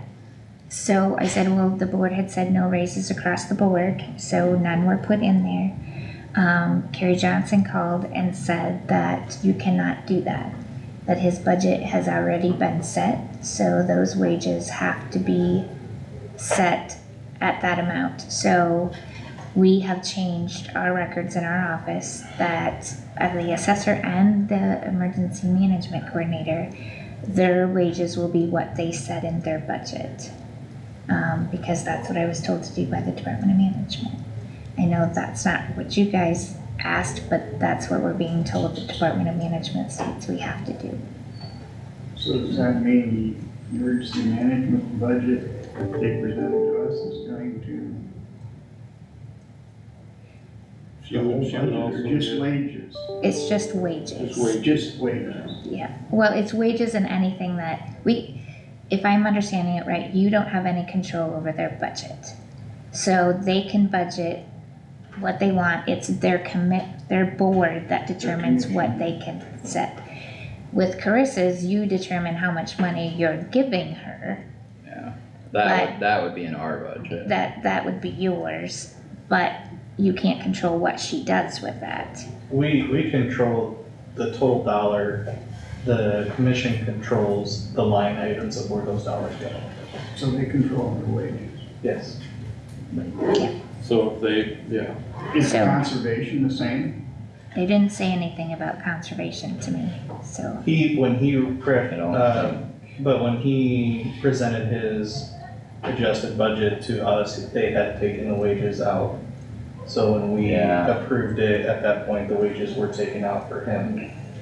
We For- didn't, yeah, we told that to Kendall, but we didn't say anything at the conference board meeting. And we should have, so, so their budgets were passed with raises, yeah, that was not, not the best communication. it's what so it is, and we can factor things in. the that reason we learn from I'm bringing it. it up is because then you're gonna have some employees getting Yeah. raises and some not. Which is an issue. Nobody's opposed to the assessor's office or Carissa getting a raise. Everybody deserves a raise. It's those that aren't getting anything. So I just wanted to bring that to your attention.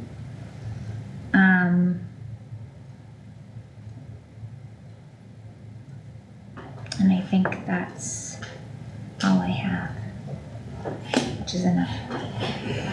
Thank you. Yeah. Oh, one last thing. So, July 2nd, I have a voter registration challenge. So, a gentleman said that there's a registered voter that's registered in 2 states. He did contact them, they did confirm that they're living now in a different state, but he wants them off the record, so in order to do that, we have to hold a hearing, which we're doing July 2nd. More than likely, nobody will show up, or we'll get their forms canceling their registration prior to that, but it's just a hoop we have to jump through, so Okay. July 2nd will be the hearing for the voter registration challenge. Okay, And that's all I have. thank you. Jack, or, Road Channel was canceled yesterday because of the flooding. We're gonna reschedule it for next Monday. Last Wednesday, got a Board of Health, Healthy Families credentialing was updated, state ranked at the county. Lindsay gave an update on that. Kofi gave an update on emergency preparedness.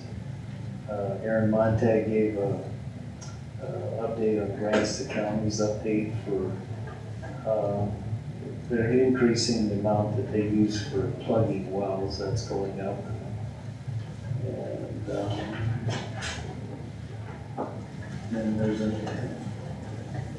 Lindsay gave an update on immunization updates, and the next meeting is August 21st of 2024.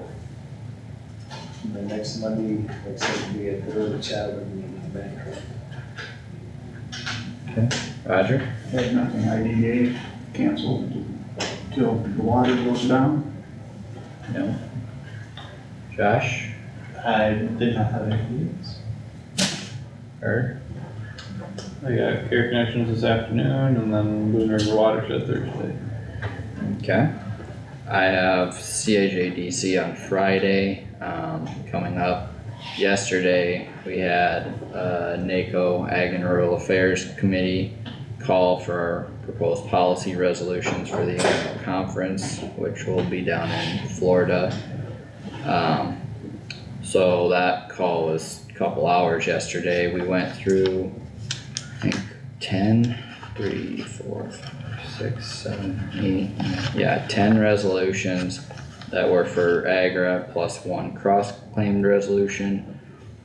They're on, first one's on H2A, administrative rules reform. Second is securing reimbursement for rural EMS.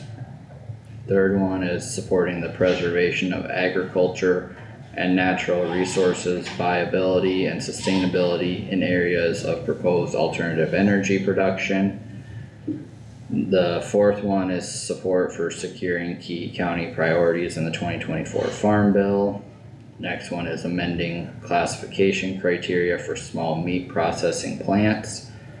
Next one is building communities through multi-county good food for all initiatives.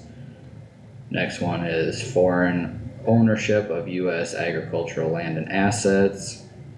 Next one is emphasizing the needs for federal investment in regenerative agriculture. There was quite a bit of conversation on that one.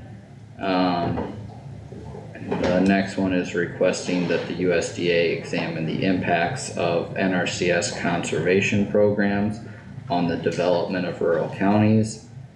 And then, a resolution to financially support the agriculture industry, and then a cross-claimed one was on groundwater resource assessments.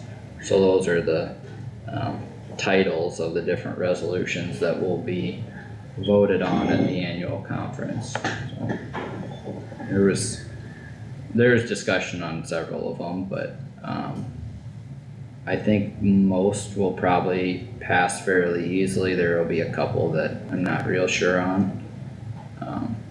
But several, especially like EMS and agricultural and natural resources and sustainability in areas of proposed alternative energy production and the Farm Bill and small meat processing plants, those are all have local impacts.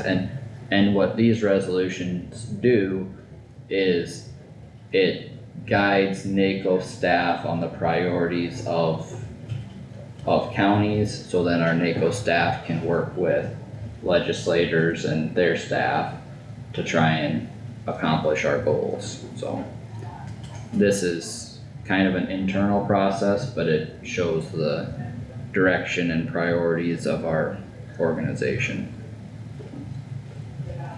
Other than that, I think that's, yeah, I think that's all I had here this last week. And any questions or anything else come in this meeting? If not, I'd entertain a motion to adjourn. So moved. Second. Carter actually got off, but Roger and Jack, and any further discussion? I think too. Yep, all those in favor say aye. Any opposed say nay.